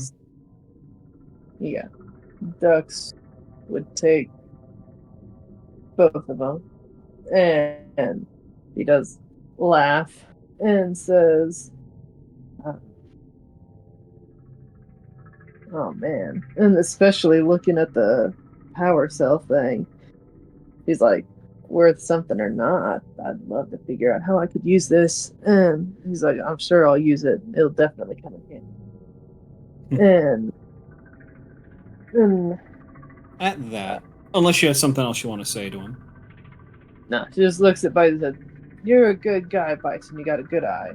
And stop. It's in good. You deserve Okay. it. Well, at that, the klaxon starts going off, the alarm telling people that the bay doors are opening. So he says, "Well, they're playing my song, so I guess I gotta go. I'll see you."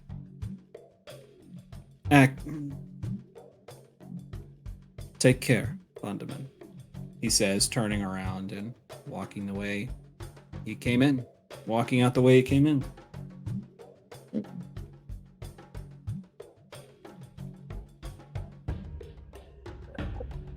Yeah. And Dux just gives a final thanks and leaves it at that. Now we're going to cut to you walking out on the deck of the platform of this Red Giant station. This is on Tarvis. And for our watchers, Tarvis is a planet entirely covered by ocean. So this is one of these large platforms anchored into the seabed.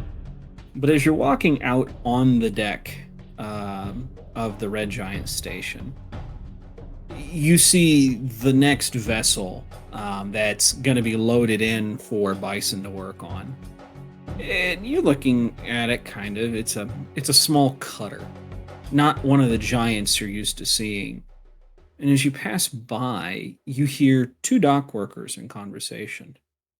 Yeah, it's freaking weird. Third one this month, I swear. They've been getting more salvage than anything as a late out of Saurus. And glance back at it again. You see on the side of the vessel is this symbol of, you've heard of him before. It's a kith from Saurus. And in the center of this vessel is an enormous hole. Like a building-sized spear was rammed through it, coring this vessel, harpooning it.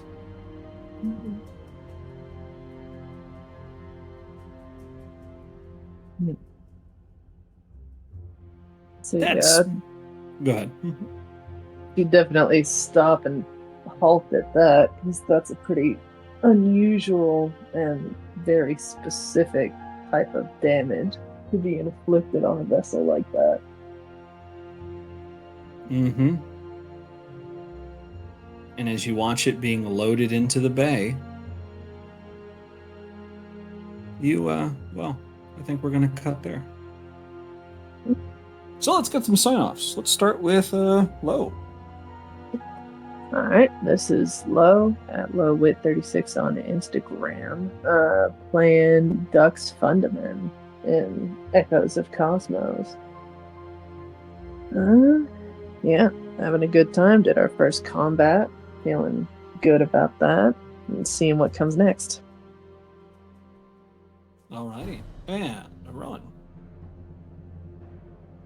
Hi ho, friendos. My name is Ron, otherwise known as I'm here today playing Khalid Imam Calm, who is trying his hardest to be calm right now, but everything sucks. This planet sucks. These people suck. He wants to get out of here. He wants to go home. He wants a hot chocolate. He hates it. But when you are a main character inside of a mech story, you're probably not going to have a fun time. You can also find me here every other Saturday. Depends on the Saturday for the next little bit until the end of this season. You can catch me playing Arthur Tiller in Lands of Lazarkin, where we just want out of Ocanther, man. Let me out. Let me out. This place sucks. And then in the other game, which is also a game, but we have a lot of games where that can be summed up as, boy, this place sucks. In New Amsterdam, Napple, also known as Napple 2.0 Zero Hour, where I play Tariq Badubara, who is going to be part of The Big One, The Big Heist. A heist assassination where, I don't know, crawl around on the walls and the ceilings. I'm going to xenomorph people. It's going to be so fun. Oh, no. That is it for me. Alrighty. And my name is Cyrus Smith. Today, you caught me running Echoes of Kosmos. And yes, I spent over an hour and a half thinking of what may be on this repair list. So I was going to be damned if I was going to let anybody stop me from finishing it.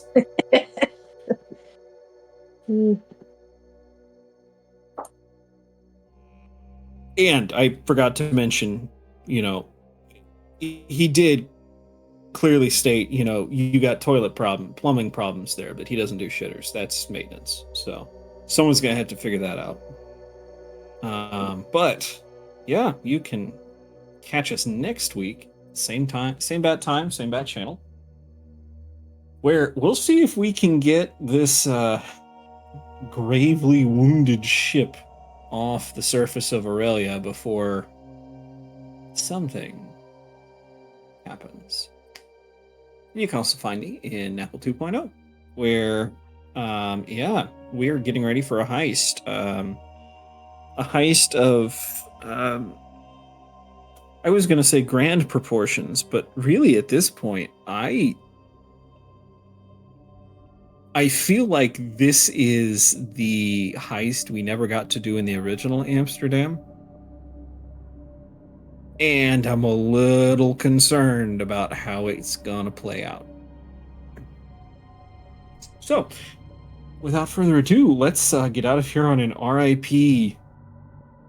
Oh, no, actually, let's not get out of here on an RIP. Let's get out of here on a They Shot Stevie. They shot Stevie! Who the fuck does that?